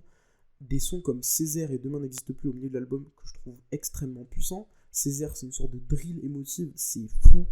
En fait, je trouve que voilà, tout ce que Dinos essaie sur cet album, mis à part voilà, Corbillard et Madone, sur lesquels j'ai un peu plus de réserve, mais c'est quand même des bons morceaux, je trouve que tout est réussi. Il y a une chanson vraiment chantée full avec Taiki, je trouvais génial, et Dinos augmente son level, tu vois, niveau mélodie. T'as Césaire, comme j'ai dit, t'as Judas qui est un morceau de rap pur avec Zixo, et au milieu t'as des refrains de The Four qui est touché par la grâce, il est trop fort ce mec. Vraiment, t'as tout, enfin, je sais pas, je trouve que tout glisse, et c'est un projet où t'as des morceaux qui sont pas forcément extrêmement longs, pas forcément, qui peuvent paraître pas extrêmement flamboyants, et pourtant je trouve qu'il y a vraiment une atmosphère qui se dégage de ce projet, et voilà, Stamina c'est l'endurance, tu vois. Le truc c'est que Dinos il a changé sa manière d'écrire sur le projet, maintenant, comme Isha, donc, il écrit plus ses phrases, juste il va en studio, et il lâche des phases, tu vois, plutôt des couplets, il dit on va mettre ça, tu vois, il arrive, il a rien préparé. Et pourtant, il a écrit 93 mesures. Et pourtant. C'est zinzin. Il écrit 93 mesures, ça. 93 mesures, je sais pas s'il a écrit ça en texte quand même, parce qu'il faut pas déconner. Mais tu vois, au moins, il a écrit, je sais pas, des sons comme Césaire, qu'on n'existe plus. Aussi, moi, j'adore le Dinos sous autotune, donc vraiment, un son comme Césaire, je me le prends de fou. Je pense pas que ce soit au niveau quand même de Imani, parce que j'aime vraiment énormément Imani. Mais je trouve que Stamina est un putain d'album, et je pense que c'est mon projet préféré de 2020, clairement. Vraiment, c'est un album que j'ai adoré. L'intro, c'est super introspectif. L'outro, c'est super introspectif. Maman même. En fait, il y a vraiment des sons voilà, qui sont efficaces et qui sont un peu calibrés, mais c'est des sons de rap, tu vois. Maman même, le Nord se souvient, c'est des putains de sons de rap. Et si c'est pas des couplets forcément ultra techniques, ben, les flows sont cool, les prods sont cool, ça fait plaisir d'entendre Dinos avec Davy, avec Leto, qui mettent de l'émotion, tu vois, dans ce qu'ils racontent aussi. Et voilà. Moi, je trouve que c'est un album aussi de rap. Je pense que c'est peut-être le dernier album aussi de Dinos en mode 9-3, tu vois. Parce que bah, déjà, il y a Davy en invité, il y a The Four aussi, Zixo, c'est 9-3, je crois que Zixo, c'est 9-3, ouais, Zixo, c'est 9-3. Donc t'as quand même des invités. Après, Hiver à Paris, il va vraiment se diriger vers quelque chose d'autre. Et même la réédition Memento, je vais pas m'étaler dessus ici, parce que c'est une réédition, et que c'est pas en rapport, mais il y a un feat avec Benjamin, ce qui est excellent. Et la réédition, il va faire justement ce qu'on lui reprochait, bah, il va aller à contre-courant, c'est-à-dire qu'il va tenter énormément de choses sur la réédition, tu vois. Là où Stamina, c'est quand même ancré dans une musicalité. HL, ton petit avis sur Stamina? Je te laisse un peu parler, j'ai beaucoup trop parlé. Non, c'est pas mal. De toute façon, on a dépassé l'objectif. On a 1h05, bon. Allez. Moi, pas grand chose à dire. Je trouve -1, c'est un son de zinzin. Au moment où il sort, pareil, je suis dans ma période de gros boudeur. Donc pour moi, si ça va pas mieux qu'Alpha, ça m'impressionne pas. Et même moi, je crois que je suis pas impressionné par l'écriture de Dinos de manière générale, tu vois. Ce truc, je sais pas. Je pense pas que ça... je pense pas que sur Stamina ça force sur l'écriture, même si il écrit toujours bien, il rime toujours bien, parce qu'il y a quand même des bons couplets, des bonnes rimes, tu vois. Mais je pense qu'il va beaucoup plus travailler sur les atmosphères, sur les refrains, sur les flows, et pour moi, voilà, des sons comme Césaire, ils sont extrêmement réussis, des sons comme No Next Plus, ils sont extrêmement réussis, parce que c'est des bons morceaux, tu vois. C'est au-delà de... J'aime bien l'énergie de Leto sur... Non, ça marche bien, mais bon, je sais pas. Moi, encore une fois, c'est un truc que j'ai écouté l'heure d'avant, donc c'est très récent comme audition, je trouve. -1 de Nekfeu, c'est fantastique, ils ont une espèce d'alchimie qui est énorme, mais non, je crois que c'est personnel, mais je crois que l'écriture de Dinos, ça m'inspire pas énormément. J'aime bien Modus Vivendi. Voilà, qui t'a parlé d'Hiver à Paris, j'aime bien Modus Vivendi, j'aime bien... effectivement, il y a des trucs où j'aime bien l'énergie qu'il peut avoir, mais là, je me le suis pas pris une première fois. Là, je l'ai réécouté, je me suis pas pris une deuxième fois, même s'il y a des morceaux qui sont quand même cool. Bon. Voilà, peut-être je me le prendrai un jour et je trouverai ça fantastique, mais pour l'instant, c'est pas not impress. Je comprends. Je comprends d'où ton avis. Aussi, ce qu'on peut reprocher, c'est que les prods soient un peu génériques comparé à ce qu'il y avait avant. Effectivement, si on compare à Imani, où il y a des prods de plein d'univers différents qui sont très cool, c'est vrai qu'il a parfois des prods comme Paranoïaque ou comme Maman Même. J'aime bien Paranoïaque. Moi j'aime beaucoup Paranoïaque, hein. Mais moi j'aime vraiment tout l'album, à part, comme j'ai dit, Madone, je suis un peu moins fan dans son d'amour. Et Corbillard, ils se font un peu de la gueule de la drill, bon, on rompiche. Mais vraiment tout le reste, je trouve que c'est vraiment un album fantastique. Je trouve qu'au niveau de l'émotion, il y a vraiment quelque chose qui se dégage sur Diptyque, sur Césaire. -1, comme j'ai dit, ça kick vraiment. Il y a des sons où ça kick, hein. -1, Judas, Maman Même, Prends soin de toi. Même 93 mesures, évidemment, c'est pas le même type de kickage. Mais voilà, je trouve que c'est un album qui l'ouvre au grand public. C'est un album qui est ouvert et qui est un peu calibré, clairement. Mais sans que ça joue énormément sur la qualité. Sans que pour moi, il y a un vrai... Bah après, j'ai pas trop Métaciturne aussi, hein. Mais c'est un album qui est plus brut, clairement, plus terre à terre de la part de Dinos. Pour lui, il a dit que c'était le meilleur projet de sa carrière, en tout cas quand il l'a sorti. Je sais pas si je suis d'accord, mais je pense que c'est pas loin de l'être, tu vois. Moi, je trouve c'est vraiment Dinos que j'aime bien. Clairement, il y a une influence de Jay-Z, tu vois. Jay-Z aussi qui a simplifié son propos après Reasonable Doubt pour plaire à beaucoup plus de gens. Et d'ailleurs, voilà, je vois que t'es en train de regarder la page Genius de Surcoté, l'outro de la réédition Memento, où il dit Dieu merci, je suis devenu surcoté, tu vois. Où les gens commencent à dire, ouais, Dinos. Et pour moi, voilà, c'est un album qui est pas forcément, parce que j'ai pas trop développé là-dessus, qui est mal aimé. Alors, c'est un album qui a énormément marché. Au moment où c'est sorti, il y avait beaucoup de très bons avis, sur -1, sur 93 mesures. Mehdi Maizi l'a mis son album préféré de l'année. Il y a beaucoup de gens qui ont quand même adoré Stamina. Attention, pour moi, le fait que ce soit mal aimé, c'est que beaucoup de gens, déjà, avec du recul, ils disent qu'ils aimaient pas, qu'ils aimaient moins que ce que Dinos faisait avant, qu'il est devenu aussi un peu un cliché sur quelques proutlines, alors que c'est pas le seul à en faire. Il en fait clairement sur celui-là, il en fait pas mal, mais c'est caractéristique de Dinos aussi. Il cherche beaucoup la punch, et des fois ça marche pas toujours. Mais le fait, c'est qu'en fait, je me Racine Carré de 10 000 pas très bien, qui est l'exemple le plus frappant, voilà. Mais ce que je voulais dire, c'est que... Ouais. Je baisse une tésolaire, je bois du kérosène. Ouais. Et je fais plus l'amour ni la guerre, moi je fais l'oseille. Non, mais surtout, une chatte après 50 ans, c'est un octogone sans règle. Merde. Voilà. Mais, et du coup, ce que je voulais dire, c'est que c'est un des rares cas où l'artiste a vraiment assumé le fait que l'album était moins reçu. Dans un sens, je crois que c'est sur un son de l'EP Sea Dweller où il dit les fans de Taciturne me reprochent d'avoir fait Stamina. Sur Hiver à Paris, il dit j'ai fait sur Simiassi exactement, il dit j'ai fait Stamina pour être disque de platine et ça s'est vu. Le disque de platine toujours dans le papier bulle. Et moi, ça me fait de la peine que Dinos il rejette un peu cette partie de lui, alors que c'est ce qui l'a aidé à avoir un tel succès commercial et qu'aujourd'hui, Hiver à Paris, je crois qu'il est hors, je pense qu'il est pas loin d'être platine. C'est aussi grâce à Stamina, tu vois. Stamina a apporté plein de choses dans la carrière de Dinos. Et je trouve que c'est un putain d'album.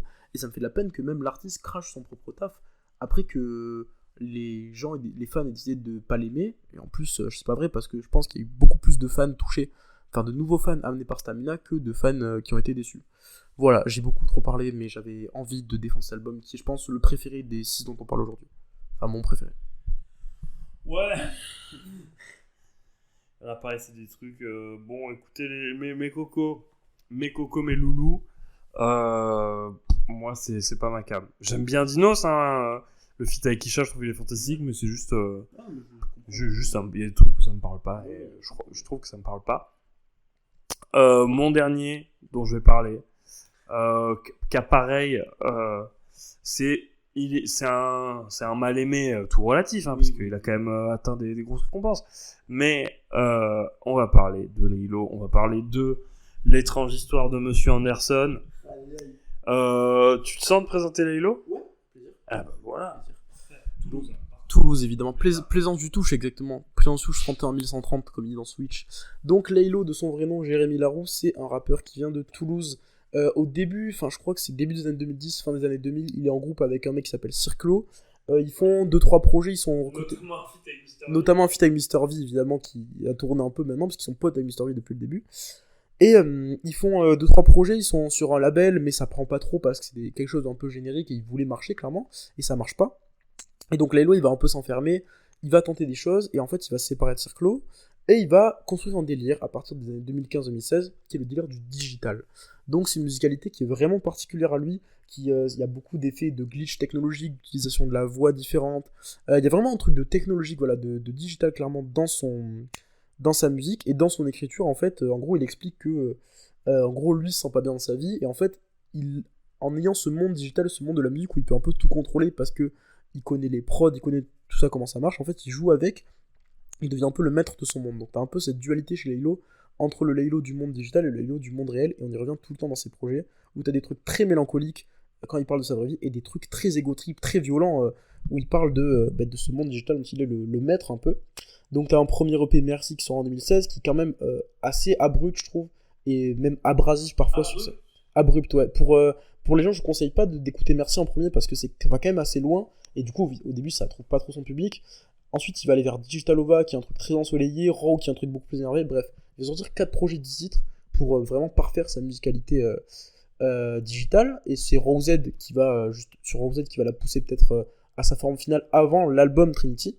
Faut savoir que Laylo c'est toujours un mec qui était vraiment extrêmement dans l'ombre, hein. Malgré quelques feats avec Sneezy et tout, très peu de gens le connaissent jusqu'à la sortie de Trinity, son premier album en 2020, où il va faire un album concept. En fait il se dit, quitte à être chelou en gros, quitte à avoir ce délire que pas grand monde comprend, quitte à ce que ça marche pas, il a dit je vais exploiter ma folie au maximum et je vais faire un album concept. Et je te laisse parler. Un peu la même démarche qu'Alpha, dans le sens où je fais une musique de niche, je sais pas si ça va marcher, je sais pas si je vais pouvoir continuer la musique, donc là je fais un album, il faut que j'y mette tout ce qui fait moi, et si ça marche, en fait il faut que ça me représente, quoi. C'est ce qu'Alpha a fait avec UMLA, Laylo il le fait avec Trinity, et Trinity c'est fantastique. Enfin, moi, pour parler de moi,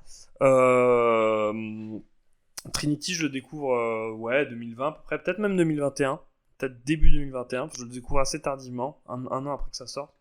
Je crois que je me le prends vraiment un an après que ça sorte, mais au début j'ai du mal, hein. J'écoute et tout parce que le règlement il a fait une vidéo et que je suis un petit fanatique en violet, quoi. Et non, je trouve le feat avec Alpha il est fantastique, je trouve en fait il y a des sons de ouf, tu vois, et même le truc que ce soit un album concept, j'aime bien, mais dans les sonorités je ne le prends pas direct parce que C'est pas facile d'accès aussi, hein. non, c'est pas facile d'accès, mais à la réécoute je trouve que Trinity c'est un album fantastique, et même je sais pas, c'est trop bien, enfin, cette construction c'est trop malin, ces références cinématographiques, ces références à la musique, ce côté ultra quinri qu'il a, et en même temps il a vraiment digéré toutes ces influences de ramener Esprit Noir, de ramener Joker, de ramener Alpha, ça ralasse. Tu vois, enfin, vraiment, je trouve que c'est un album qui est fantastique. Mais moi, ce qui me permet vraiment de me mettre les deux pieds dans l'Halo et de bien comprendre et de bien tout capter, c'est Les Transistors de Monsieur Anderson.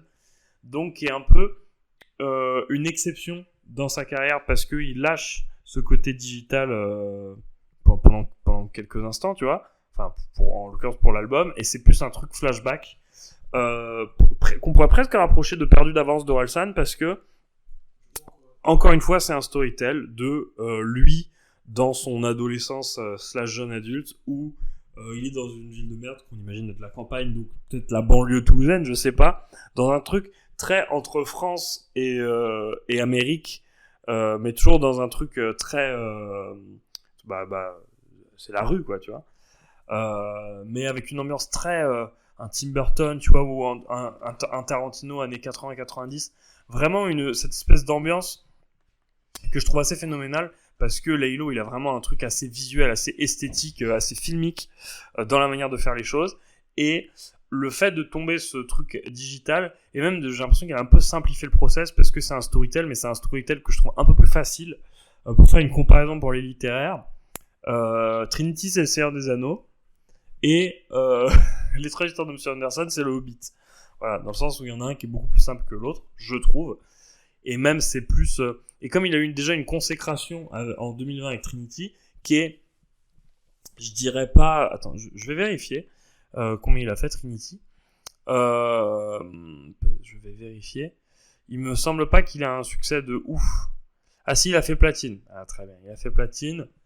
Putain... Ok, donc il a fait platine en 2021, donc après Les Transistors de Monsieur Anderson, et en septembre 2020... il fait or, ce qui est quand même assez fantastique. Donc Trinity fait or en septembre 2020, ce qui est quand même assez ouf. Mais pour moi, ça l'assoit pas en tant que gros rappeur. Tu vois, ça lui donne pas une place parce que maintenant Laylo, il a clairement une place et chacune de ses apparitions c'est vu, il est invité par tout le monde, etc., etc. Mais pour moi, c'est pas Trinity, c'est pas un album qui lui met direct les pieds dedans. C'est un succès d'estime, c'est assez certain. Mais pour moi, ce qui l'assoit précisément, ce qui fait sa place, ça se fait en deux temps. Il y met un premier pied avec Trinity et un deuxième pied avec Les Transistors de Monsieur Anderson, qu'on va appeler l'Edma, E-H-D-M-A, l'Edma, c'est plus simple. Il l'annonce en plus avec un court-métrage. Au début, il avait dit qu'il allait avoir un Digital Ova 2, finalement pas Digital Ova 2. Il sort ce truc July 16, donc... le 16 juillet, donc c'est vraiment full été. Moi je l'écoute à ce moment-là, je suis en vacances en Espagne, donc pour moi c'est la ride, c'est un album très été, et pour moi c'est l'été vraiment ce truc, même s'il y a un truc un peu plus automnal, un peu plus triste, un peu plus mélancolique de je suis loser, les potes, mais mes potes c'est des nulos qui vont me trahir, on m'invite pas dans les soirées, même des sons que je trouve très très Halloween, très horreur, presque de l'horrorcore, tu vois. Des trucs genre Lost Forest qui est inspiré de ce livre d'Agatha Christie, tu vois, presque Voir le monde brûler ou Iverson, c'est des trucs très automnal et pourtant il y a aussi des sonorités que je trouve vachement ride, vachement été, donc en fait, et puis même comme il a déjà eu un peu une consécration avec Trinity, il a un casting de zinz parce que donc encore une fois tu retrouves Alpha, tu retrouves Wit, Meta, t'as Hamza, t'as Damso, t'as Nekfeu, qui a un putain de son spécial, t'as Slowthai, je sais pas comment ça se dit, Slowthai, rappeur anglais, qui a une excellente vibes. Donc, moi je trouve qu'il gère hyper bien sa mélancolie, gère hyper bien sa mélo, l'esthétisme, tout, c'est vraiment quelque chose de fantastique, et en même temps, j'aime bien qu'il ait un peu enlevé ce truc digital qui pouvait être handicapant et qu'il ait un peu simplifié le propos. Moi j'aime beaucoup Les Transistors de Monsieur Anderson. Il est un peu inapprécié parce que justement ça a déplu à certains qui soient simplifiés, qui soient allés dans cette démarche, mais je pense qu'il a besoin de ce flashback et de parler de lui, et je trouve que ce storytell inspiré par plein de films, inspiré par plein de trucs, ça lui va bien. Je le trouve toujours très équilibré dans tout ce qu'il fait, et moi j'aime vraiment beaucoup Les Transistors de Monsieur Anderson. Voilà, ce truc à cheval entre été et Halloween, j'aime beaucoup. Voilà. Donc avant de parler, donc j'ai peut-être raté des trucs, donc il y a moins que je redise des trucs que t'as dit, parce que je suis parti 2 minutes, ouais, on s'en fout. 1h18. Allez, personne nous écoute. Bon, donc l'étrange histoire de Mr. Anderson. Donc moi, mon rapport à Laylo, c'est que je suis très très fan de Laylo. C'est-à-dire que Trinity, bah, j'ai adoré, et je me suis pris surtout beaucoup les EP qu'il y avait avant. Digital Over, Raw et Rosé, enfin Point Raw et Point Rosé, je trouve que c'est vraiment vraiment exceptionnel, voire mieux que Trinity. Donc quand il annonce son deuxième album, l'étrange histoire de Mr. Anderson, un an à peine après Trinity, je suis comme un fou, voilà, je regarde le court-métrage, le jour de la sortie, j'arrive à ne pas me spoiler les feats, je vais acheter le CD dans une boutique qui s'appelle la Fnac, et malheureusement, bon, finalement, je me fais quand même spoiler les feats parce qu'il l'avait annoncé avant. Je me rappelle qu'on m'avait dit Damso, on m'avait dit Nekfeu, etc. Donc voilà. Je rentre chez moi, j'écoute tout ça, et savoir qu'à la première écoute, je suis vraiment choqué de fou parce qu'il a poussé le storytelling encore plus loin, tu vois. On est en stade, c'est-à-dire que où tous les sons sont reliés au storytelling. T'as pas un son, tu vois, même Stuntman, qui est le premier extrait, il a réussi à le relier au storytelling. Donc, je trouve que l'album, dans son exécution, il est parfait. Vraiment, je trouve que il a poussé le concept de l'album, le concept de l'album encore plus loin. Il arrive à traiter d'autres sujets en même temps que de parler de l'histoire principale. C'est-à-dire que t'as un son comme Help qui parle des violences conjugales. T'as des trucs Lost Forest sur les policiers, tu vois, sur les violences policières. Et ça, je trouve ça fou, tu vois, d'arriver en plus à trouver d'autres thèmes avec à la fois des sons ego trip, etc. Donc voilà, dans son exécution, l'album est parfait, vraiment. Je trouve qu'il est magnifique. Dans les instrus, ça va encore plus loin dans les effets. Vraiment, il va chercher un autre truc, une nouvelle musicalité. Maintenant, ce dont j'ai envie de parler, c'est que moi, je suis un peu moins fan de cet album. Voilà, clairement. Parce que, justement, il s'éloigne de la musicalité digitale qui me plaisait tant. Je trouve qu'il faut vraiment séparer la première et la deuxième partie de l'album. La première, donc, la première de 1 à 10, donc de 1 rêve étrange à Stuntman, et la deuxième de voir le monde brûler, une histoire étrange. Un point que je dois souligner, c'est que Laylo a progressé dans l'écriture, notamment sur le storytelling, parce que des sons comme Voir le monde brûler, comme Lost Forest, c'est trop bien raconté, vraiment. Et on sent que des sons comme De Bâtard, tu vois, là, il a poussé encore plus loin. Et vraiment, je trouve qu'il y a vraiment beaucoup de step-up sur ça. This évidemment. Excellent ref. Et ça se sent d'ailleurs dans sa voix, dans ses flows et tout. Là, donc, la première partie de l'album, quelque chose où il n'y a pas vraiment de message, clairement, tu vois. C'est je raconte ma vie à l'époque, je suis avec mes potes, j'ai froid à Iverson, je ride avec mes potes Windows Shopper partie 1 et 2, je suis dans un club et je fais des gros bangers à RNF Airlines. Stuntman, il n'y a même pas de lien vraiment avec le thème, juste il simule un appel, tu vois, et t'as juste lui, Alpha One et Wheat qui rappent. Je trouve que c'était cool d'amener Alpha One sur le terrain parce que comme ça il a pu les fumer encore plus, mais je trouve que le seul défaut de Stuntman, c'est que voilà, je pense que Laylo et Wheat ça sont quand même beaucoup moins bien que Alpha One parce qu'ils ont vraiment été sur un truc de pur kickage et c'était pas forcément, je pense, le son sur lequel les deux allaient briller, même si c'est un son qui est très cool et que c'est un son de mes préférés de l'album parce que le couplet d'Alpha, parce que j'ai les raps de Kendrick, le refrain d'Amigos, maintenant on va prendre des grosses plaques. Et moi, quand il a dit le nom de Kendrick, Weston, j'abrite, je suis un Weston. Parle comme Malcolm derrière les stores, je suis une vraie star, chaque projet c'est un best-of. C'est fou. Il peut pas arriver un putain d'épisode sans qu'on. Ouais, mais c'est évident. Mais moi, Alpha One, c'est mon rappeur francophone préféré, toi aussi, je pense. Oui. Voilà. Moi, donc ça se tape avec Orelsan. Okay, parce que je suis blanc, bien évidemment. Moi aussi, mais moi, c'est que Alpha One. Bref, du coup, la première partie, je suis très très fan. Vraiment, Iverson, ça kick de fou, c'est trop bien. Les Window Shopper, c'est la ride. RNF Airlines, c'est banger. Stuntman, c'est cool. Un rêve étrange, j'adore l'intro. La deuxième partie, c'est très différent. Dans la deuxième partie, c'est beaucoup plus dans le storytelling. Voir le monde brûler, Lost Forest, je trouve que c'est des sons top carrière. C'est trop bien raconté, il y a des évolutions. C'est vraiment fou malade. Spécial, c'est un son cool. En fait, il a trop tourné pour moi. Au début, je le trouvais génial. Et en fait, il a beaucoup trop tourné pour que j'arrive à en penser quelque chose. Fallen Angel, c'est un son qui est sympa aussi avec Slow Time, mais voilà, en fait dans cette deuxième partie de l'album on a un changement de musicalité où il va beaucoup plus s'éloigner du digital. Alors certains diront qu'il est toujours dans le digital, dans les effets sur les voix, etc. Je trouve que au niveau des prods, en tout cas vraiment dans l'instrumental, on n'y est plus du tout et c'est quelque chose de beaucoup plus organique. Le problème c'est que moi c'est pas forcément ce sur quoi j'ai envie de tendre. Sur la deuxième partie, ouais. C'est pas forcément ce sur quoi j'ai envie de tendre Laylo. Que la pluie, c'est un son que j'aime pas. Je comprends son exécution, je trouve que c'est un beau son, mais j'arrive pas, tu vois. Icas Boy, pourtant j'adore, hein, mais c'est un son auquel j'arrive pas. Help, je trouve que c'est un morceau qui est magnifique, vraiment, qui là aussi est parfait dans son exécution, dans son message. C'est trop beau, mais j'arrive pas à accrocher. Il y a l'influence clairement de Yeezus, il y a des influences qui sont cool, mais voilà, j'arrive pas avec cette musicalité. Je trouve que j'aime pas Laylo dessus, et sans doute mon avis le plus controversé, je déteste Une histoire étrange. Voilà. C'est une outro qui est magnifique dans son message, dans ce que raconte Laylo, dans la manière dont il le raconte. Moi, la seule chose que j'aime du morceau, c'est genre les 20 secondes au début de la première prod qu'on entend, le tout, tout, tout. Et après, j'aime pas parce que j'ai pas envie d'entendre Laylo sur un piano-voix, parce que c'est pas ce qui me plaît. C'est qu'un avis subjectif. Et comme j'ai dit, je rappelle, je trouve que l'album est parfait dans son exécution. Vraiment, il est magnifique. Il y a un putain de message. Il y a une progression dans le storytelling. Il y a beaucoup de step-up. C'est méga touchant. Il y a plein de sujets traités. Juste, voilà, moi, j'aime moins ces sons. Et encore une fois, pareil, il faut dire que c'est super relatif que l'album soit mal aimé. Parce que ça a ramené tellement de fans. Et la plupart des gens sont à fond amoureux de l'album. Hein. Moi, j'ai un pote qui m'a dit que c'était genre un des meilleurs albums qu'il ait jamais écouté de sa vie. Ce que je comprends. Ce que j'entends totalement. Juste, moi, c'est le projet que j'aime le moins de Laylo. Clairement. Ah ouais. Ouais, j'aime, je pense que je préfère quand même Merci. Mais je sais pas que je l'aime pas, hein, vraiment. J'aime beaucoup ce projet. Des sons comme Voir le monde brûler, comme Lost Forest, comme Stuntman, comme Iverson ou les Window Shoppers. Je trouve ça trop cool. Un truc qui peut déplaire aussi, c'est que il y a de plus en plus de storytelling et ça devient presque un film audio et les gens n'ont pas forcément envie d'entendre ça. Moi, c'est pas personnellement un truc qui me gêne. Même si des fois ça peut faire chier quand on te coupe un son et qu'à la fin tu dois te taper 20 secondes d'interlude. Ça me dérange pas trop en vrai. Mais je comprends les gens que ça gêne.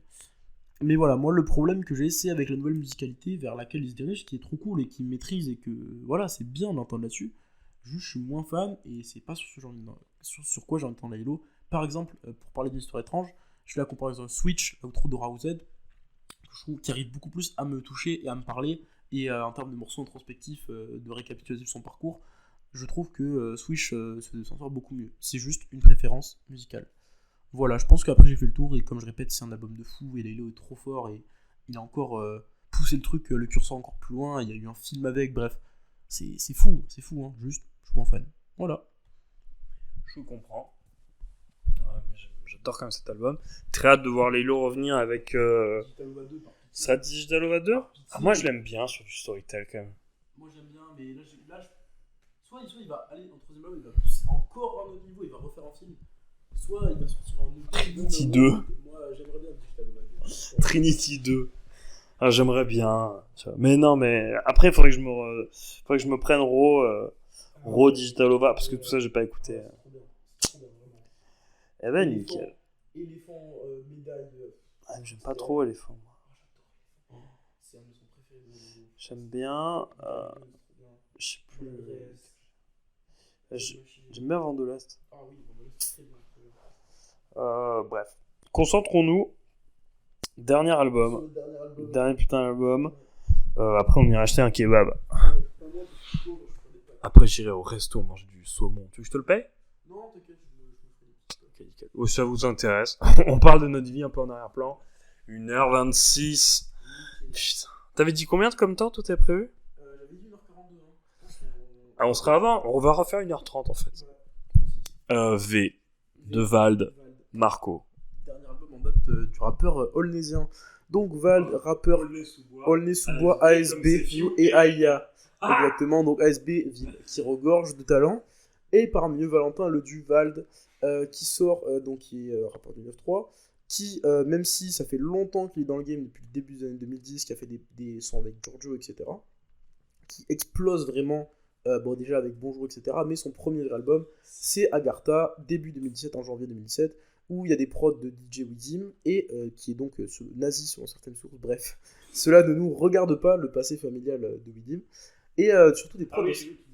Non, et surtout des prods dans certains CZ qui va suivre Val toute sa carrière en fait. Il va faire Xe en 2018 qui va connaître un succès commercial et d'estime de baiser. Il y a des accords d'écrit de fou. Je crois qu'il est triple platine, Xe, c'est fou. Et moi, c'est mon album préféré de Val, clairement. Et ensuite, Ce Monde est cruel en 2019. Et ensuite, une pause de 2 ans. Je pense que beaucoup de gens quand même connaissent Val, j'espère du moins. 2 ans de pause sans album. Si, il y a eu l'album commun avec Euslan Forêt, je dis n'importe quoi, Horizon Vertical, qui est un album cool et qui est trop passé sous les radars alors que c'est vraiment bien.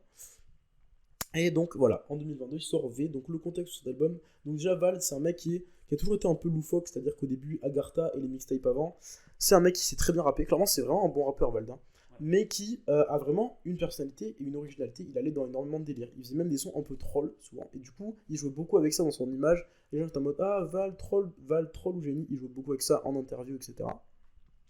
Perso, les sons drôles de Val, c'est pas ce pourquoi je l'apprécie. Je préfère quand il rappe par sa vision nihiliste de la société aussi. C'est vraiment un mec, quand t'écoutes Xe, quand t'écoutes ce monde des cruels, un mec qui est reclus chez lui, qui déteste ce monde et qui veut tout faire pour le niquer, mais qui quand même doit se faire du bif et doit se servir du monde pour être riche et ensuite le niquer. Il a 30 ans, Hein, 30 ans, il est très jeune encore. Il est très jeune. Et donc, après 3 albums sortis en major, dans le dernier Ce monde est cruel, il va créer sa propre structure, Echelon Records. Il va développer des artistes. Je suis vraiment pas trop fan des tapes Echelon 1 et 2, j'avoue. J'aime bien la 1. En fait, j'ai écouté que la 1. Pourquoi je dis 1 et 2, je sais pas. J'ai écouté des extraits de la 2, mais j'ai écouté que la 1. J'ai pas aimé du tout. Et donc voilà, pendant la période entre Ce monde est cruel et V, qui sort le 4 février 2022, donc tout début 2022, il va sortir plusieurs choses. L'album commun avec Hus, comme j'ai dit. La tape Echelon 1, la tape Echelon 2. Il va sortir le clip de Footballer à l'été 2021, qui va être un son rigolo, pareil de Vald. Même pour le coup, c'est un son que j'aime bien de Vald. C'est un son qui est très critiqué par les footballeurs. En fait, il a mis vraiment les moyens pour le clip. Il s'est dit, ça, c'est le hit de l'album. Et au final, ça va vraiment pas marcher. Ça va connaître un gros flop.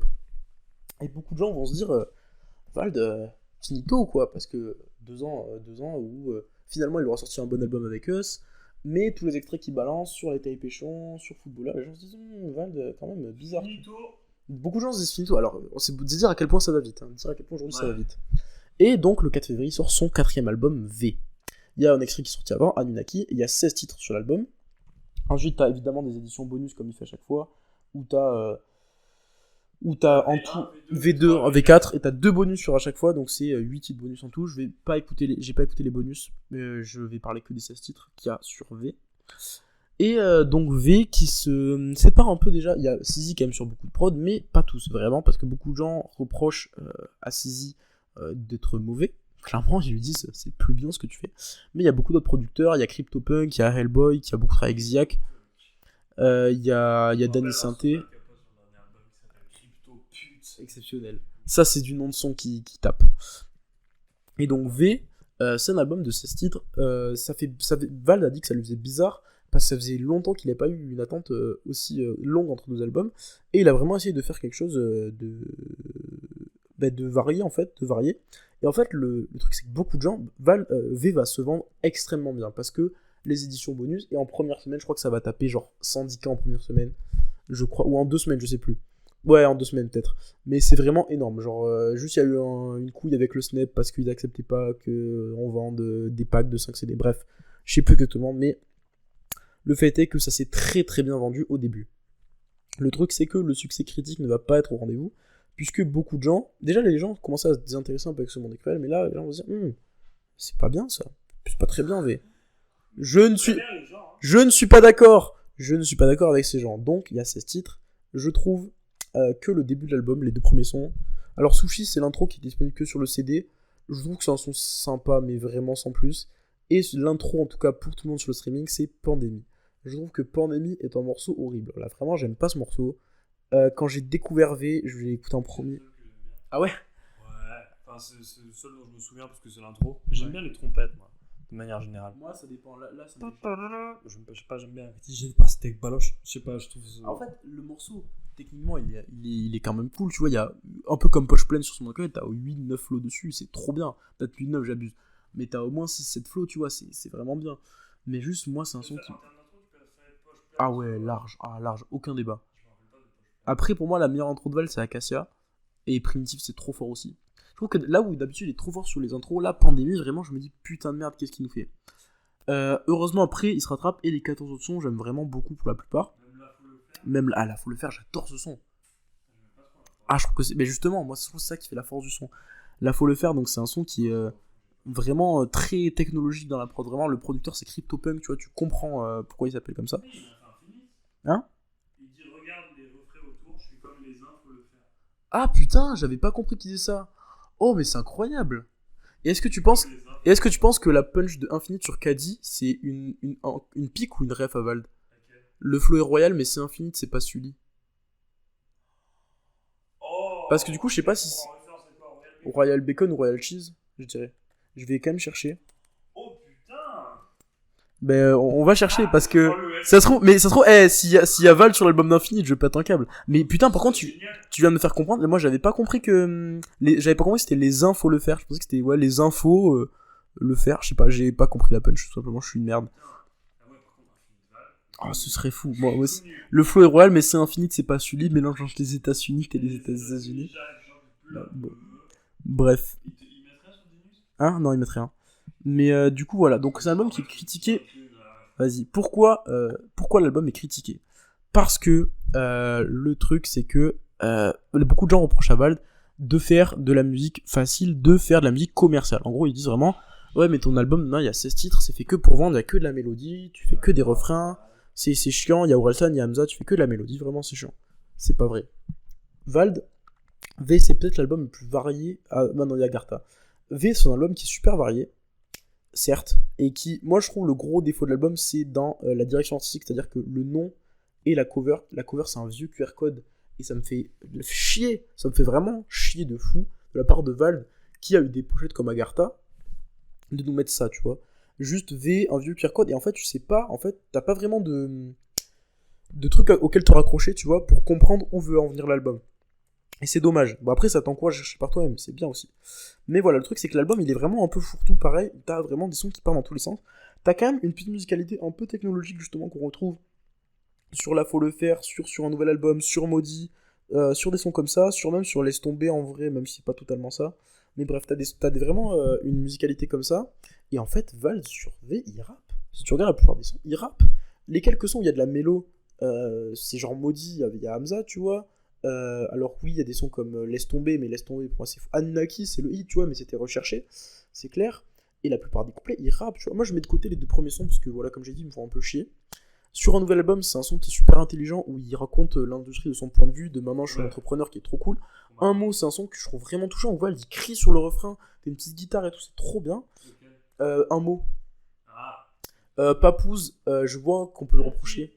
Moi j'aime bien Papouze, tu vois. Les refs au rap, les refs à Papouze justement, puisque beaucoup de gens ne savent pas qui est Papouze.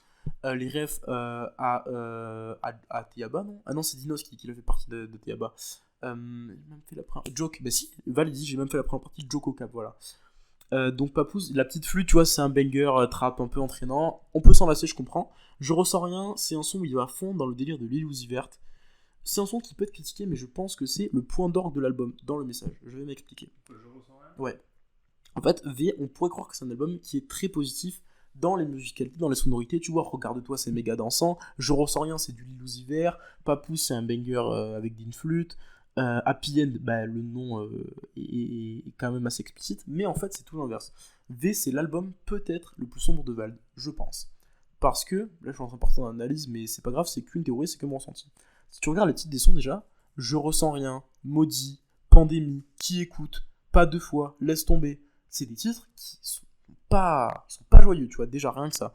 Et au-delà de ça, en fait, dans le message, dans ce que dit Vald, tu te rends compte que en fait, on n'y pense pas trop parce qu'on est très focus sur les performances, sur les flows, sur les prods, etc. Vald, il est de plus en plus pessimiste sur tout ce qu'il vit. Il est reclus du monde. De plus en plus, c'est vraiment l'image de ce type nihiliste qui est enfermé chez lui parce qu'il déteste ce monde et qui veut... vraiment, il aime pas ça, quoi. Et il est de plus en plus triste avec la célébrité, avec plein de choses. Tu vois, il doit gérer aussi son fils, etc. Enfin, les relations avec les femmes, c'est pas terrible. Et Je ressens rien, c'est vraiment le point d'orgue, en fait. Pour moi, c'est le point d'orgue, pas en termes de qualité, mais en termes de message de l'album, où justement... T'as une prod qui est super dansante, super entraînante. Lui, il prend un flow de slimer un peu, de trappeur d'Atlanta, où un peu il articule pas trop. Et en fait, il dit vraiment, je ressens, il parle vraiment d'une relation avec une femme qui est purement charnelle, où c'est que du cul, et il dit que ça. Et le son, il peut paraître un peu loufoque, un peu déjanté, mais vraiment, si tu te penches dessus sur le message, c'est un son qui est terrible, qui est terriblement triste. Et on se rend compte que Val, il est vraiment triste dans cet album. Je trouve que voilà, pareil, il rappe toujours bien. Qui écoute, c'est peut-être mon son preuve de l'album. Il est allé sur un délire à la Griselda. Il fait du West Side Gun. Juste avant, t'as Regarde-toi qui est un son club dansant électro à fond. Vraiment, il parle. J'adore le feat avec Hamza. Je le trouve méga touchant. Et pareil, un son très triste, mais vraiment touchant, tu vois. Maudit, c'est trop bien. Pas 2 fois, c'est cool, ça kick aussi. Et vraiment, c'est un album qui est très varié. Laisse tomber, qui peut être aussi pareil en termes de tristesse magnifique, où t'as la prod qui monte sur le refrain. C'est vraiment une expérience V que je pense que les gens ont peut-être pas pris le temps de comprendre aussi, peut-être par rapport à la direction artistique et au fait que ça n'amenait pas vers quelque chose de vraiment limpide. Et que prendre comme thème général la pandémie, les QR codes, tout ça, ça a peut-être handicapé le truc. C'est clairement, alors qu'au final, t'as un son qui parle de la pandémie, t'as juste la cover, tu vois, mais c'est clair que ça a dû jouer sur l'image, c'est clair. Voilà, ensuite pour défendre l'album, j'ai pas grand chose à dire d'autre. C'est un album qui est varié, c'est un album qui est bien rappé, qui est vraiment pas que dans la mélo, il y a plein d'ambiance et à la fois il y a quand même un message général qui est putain de triste. Tu te dis merde. Moi, en l'écoutant, des fois, je me sens vraiment mal pour Val. Je me dis merde, est-ce qu'il va bien quand même? Est-ce qu'il y a quand même des trucs qui sont cool dans sa vie? Voilà, t'as Rappeur Conscient qui est un son où ça rappe, c'est cool. C'est pas du tout du rap conscient en plus. Pas deux fois ça rappe, qui écoute ça rappe. Vraiment, ça continue à rapper bien. Happy End, pareil, c'est un peu loufoque. Et surtout, ce qu'on peut noter sur V, c'est que même si t'as des sons comme Papoose, comme Je Ressens Rien, comme Happy End, Val a perdu sa folie. C'est en fait, tu vois, sur Ce Monde École, t'avais encore des morceaux vraiment drôles comme Pension Man. Sur Xe, il est complètement fou sur tout le projet, mais il le met au service des banger trap. Ici, sur V, t'as pas un morceau comme ça. Même sur les morceaux comme Papoose, en fait, on sent qu'il a mûri, qu'il a vieilli.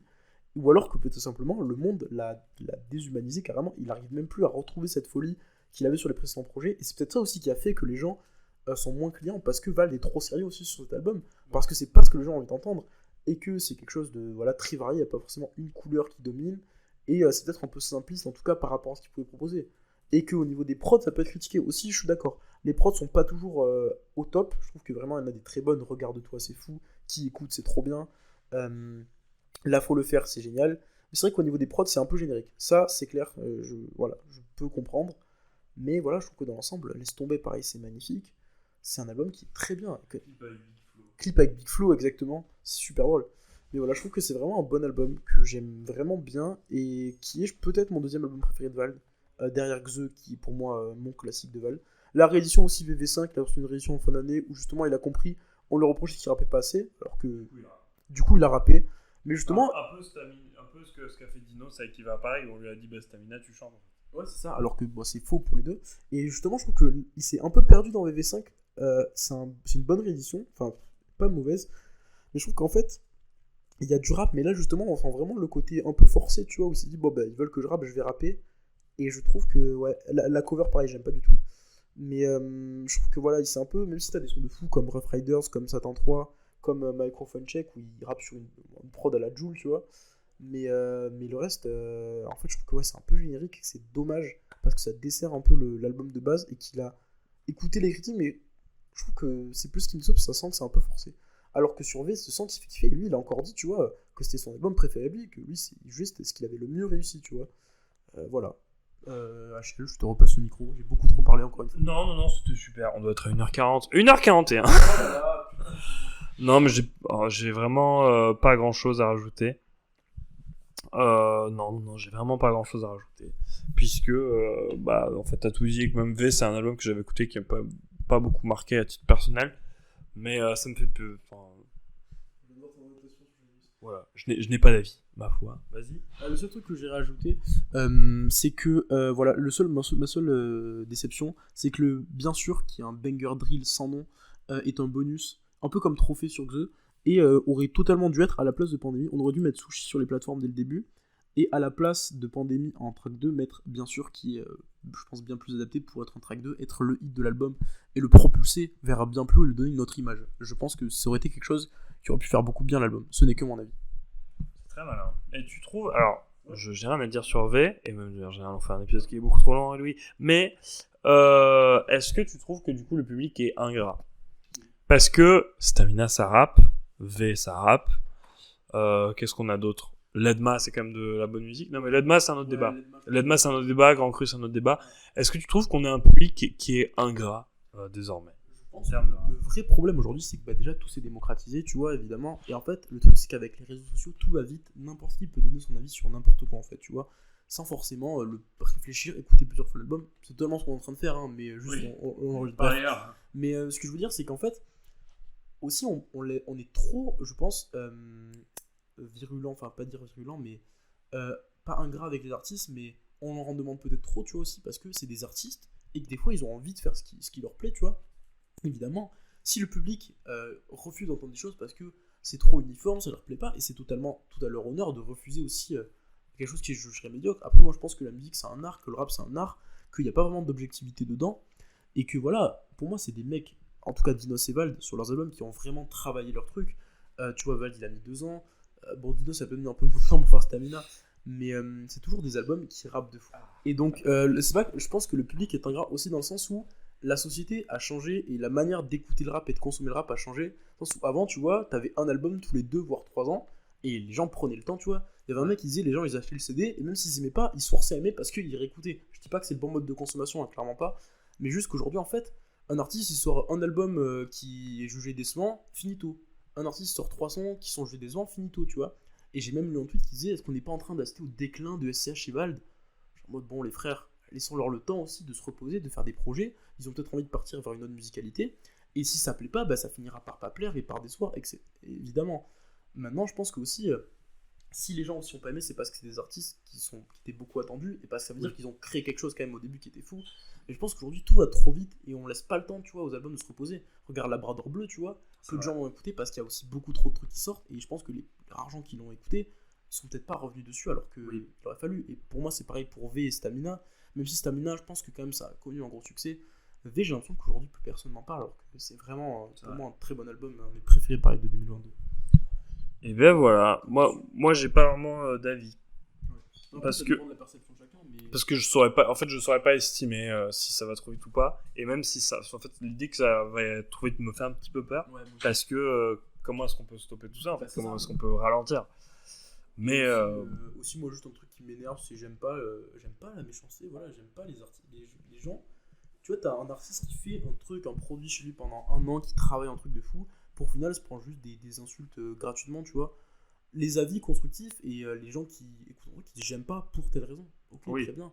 Mais tu vois, aujourd'hui, avec notamment Twitter, mais je pense que ce sera un sujet plus large à traiter, tu vois, t'es quand même un truc qui n'aime pas, ça pue la merde, t'as plus le droit d'écouter ça, bon, c'est chiant, tu vois, laissez les gens écouter ce qu'ils aiment, et tout peut trouver un public de manière. Ok, très bien. Pour citer Alpha, alors moi à titre personnel je suis pas sur Twitter, donc j'ai un peu Je suis moins sûr. ça fait je sais que ça fait beaucoup la météo des avis rap, tu vois, mais je pense qu'aussi c'est un peu des gens qui pensent avoir une certaine importance. D'une part, je vais citer Jeune Crack, ceux qui ouvrent trop leur bouche sur Twitter, c'est parce que personne ne les écoute dans la vraie vie. Et Alpha qui dit on entend la forêt qui tombe, jamais la pousse de l'arbre. On entend les trucs pas ouf, mais en vrai, il y a des trucs bien quand même dans le fond, et on s'en rendra compte a posteriori. Eh ben, on va conclure après de brèves 1h46 minutes de putain de podcast de mort. Bon, bah écoutez. Quel est ton album préféré dans la liste des 6 ? Dans la liste des 6 ? Moi, je pense que je veux savoir lequel c'est. Zidi, pour moi. Labrador Bleu ou Ledma ? En vrai, c'est Labrador Bleu, je pense. Enfin, je sais pas, ça se tape, hein, en vrai. J'ai beaucoup écouté Ledma. C'est deux... Ledma, c'est mon été 2021. Labrador Bleu, c'est l'été 2022. Avec Doudou dans l'été, quand même. Je préfère Doudou dans l'été. Voilà. Il est pas mal aimé, donc... Oui, j'adore vraiment Doudou dans l'été. Et toi ? Attends, je le dis pas. Je vais deviner. Stamina. Ouais, voilà. Nice. Écoutez, on espère que cet épisode de Chromie d'Office vous aura plu. Écoutez la musique que vous aimez. Parlez de la musique que vous aimez. Faites pas les connaisseurs ni les gros lécheurs. Ciao. Bye.